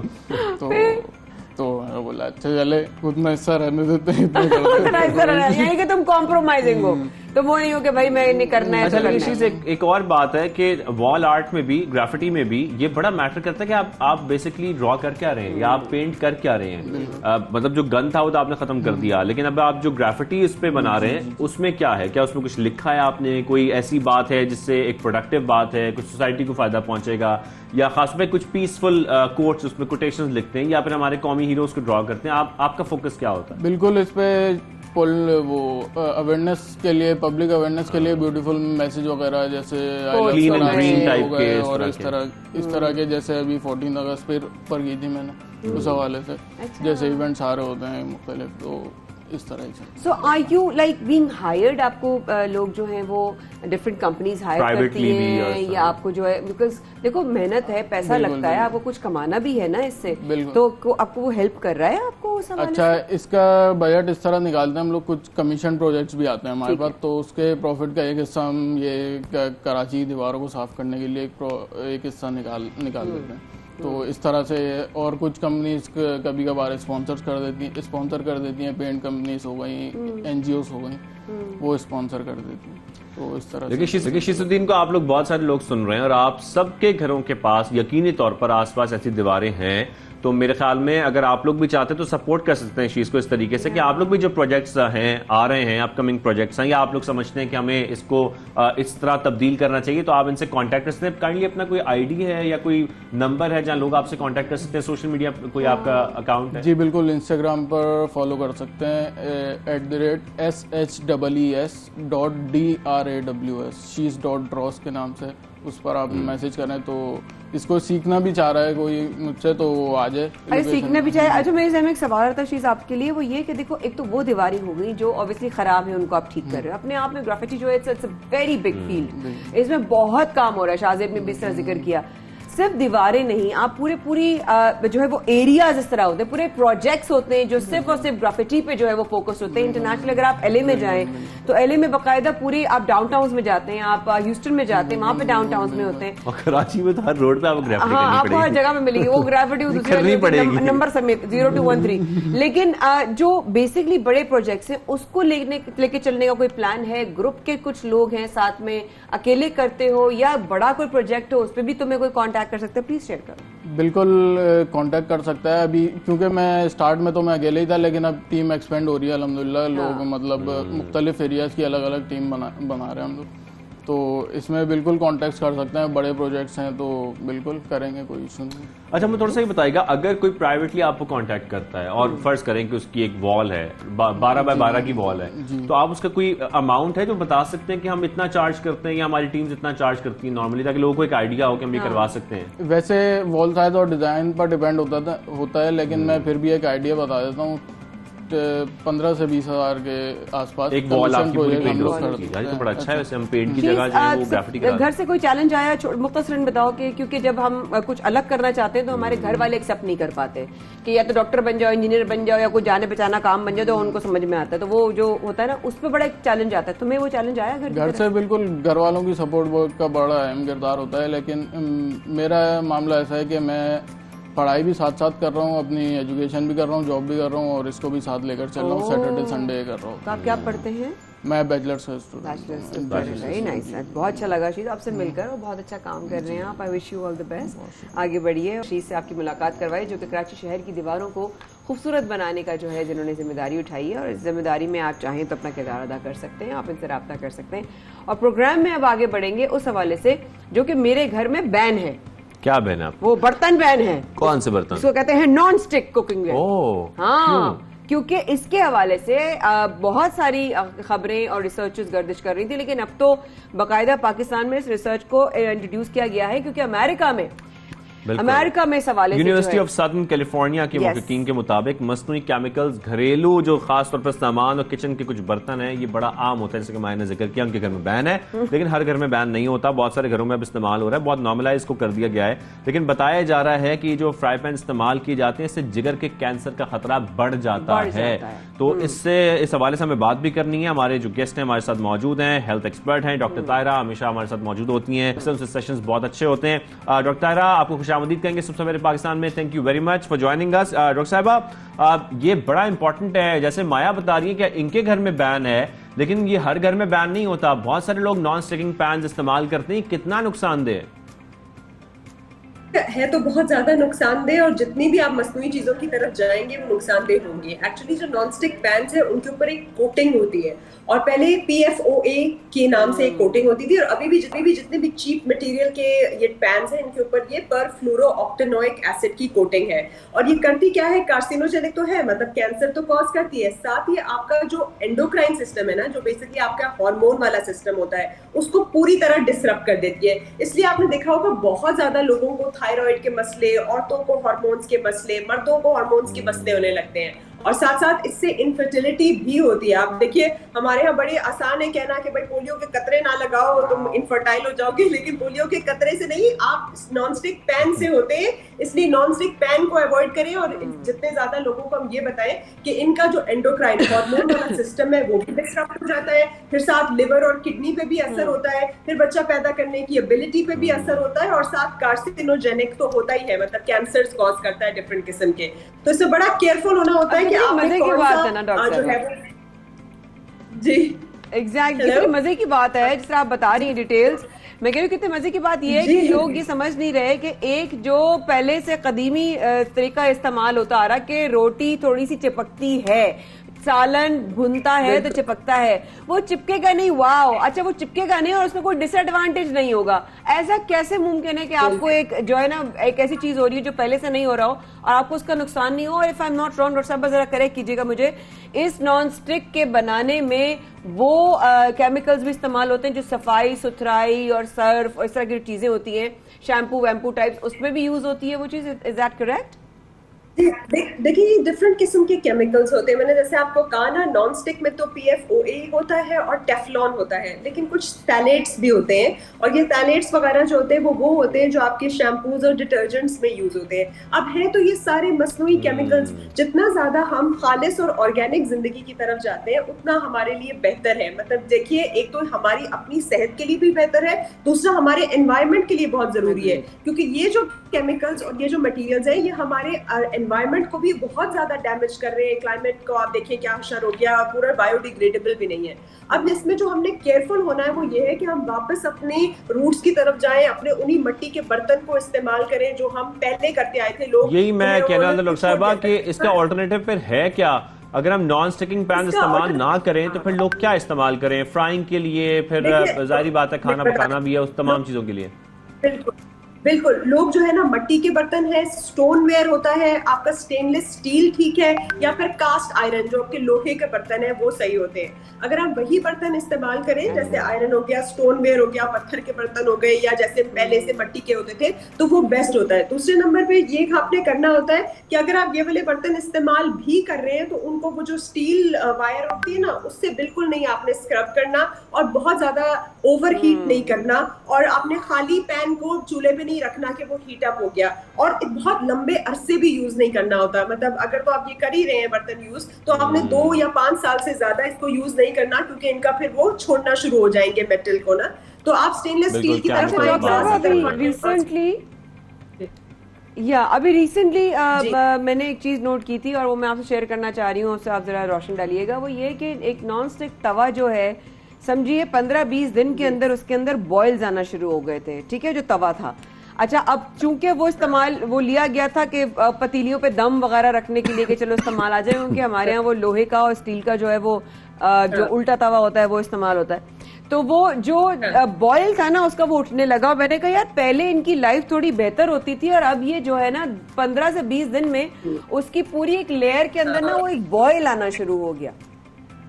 बिल्कुल जी। असल में देखिए, आप हर चीज के अंदर ना इन्फ्लेशन के साथ साथ चीप मटेरियल इस्तेमाल होना शुरू हो गया है। शॉर्टकट्स की तरफ लोग आना शुरू हो गए, अपने रवैयों में भी आ गए, और उसी तरह से आपकी जितने भी प्रोडक्ट्स हैं उनके अंदर भी आ गए हैं। हर चीज डिस्पोजेबल और टेम्पररी होती जा रही है। तो इसलिए अगर हम, वही मैं पहले बता रही थी ना, कि हम अगर कदीम तरीकों की तरफ चले जाते हैं, हमें लगेगा कि हाँ रिग्रेसिव है, लेकिन यकीन मानिए हमारे गांव के घर, हमारे गांव का जो खाना है और प्लस बर्तन भी वही बेहतर है। हमें शहरी जिंदगी की तरफ आते तो हैं, लेकिन मेरी बीमारियां ही पाल रहे हैं अपने लिए।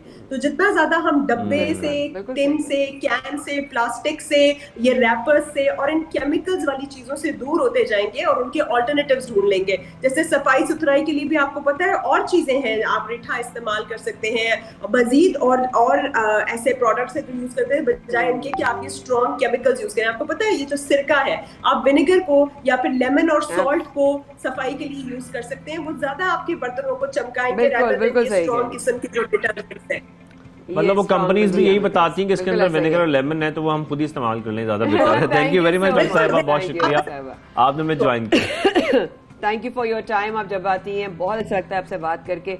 मैं और शाहजेब ना, आपको मैं ऑनेस्टली बताऊं, देखने वालों, मैं और शाहजेब अक्सर जो है ना हम सिंपल लाइफ के बारे में जरूर बात करते हैं। बचपन में हमने कभी अपने ननियाल ददियाल में जब हम गाँव जाते थे और वहाँ पे खाना कैसे बनता था, वो लकड़ी का मट्टी का चूल्हा होता था, उसमें हम फूंक मार के जो है उसको जलाते थे, उसका जायका और आज के वक्त के खाने के जायके में जमीन आसमान। याद दिला दिया ना मैंने, मुझे साग और मकई की रोटी याद आ गई। और हम यही बातें करते होते हैं अक्सर कि क्या सिंपल लाइफ होती है, और आई थिंक जितनी सिंपल हो लाइफ उतनी आसान भी और इतनी हेल्दी। अपना रखिएगा बहुत ख्याल। शाहजेब और माया को दीजिए कल तक के लिए इजाजत।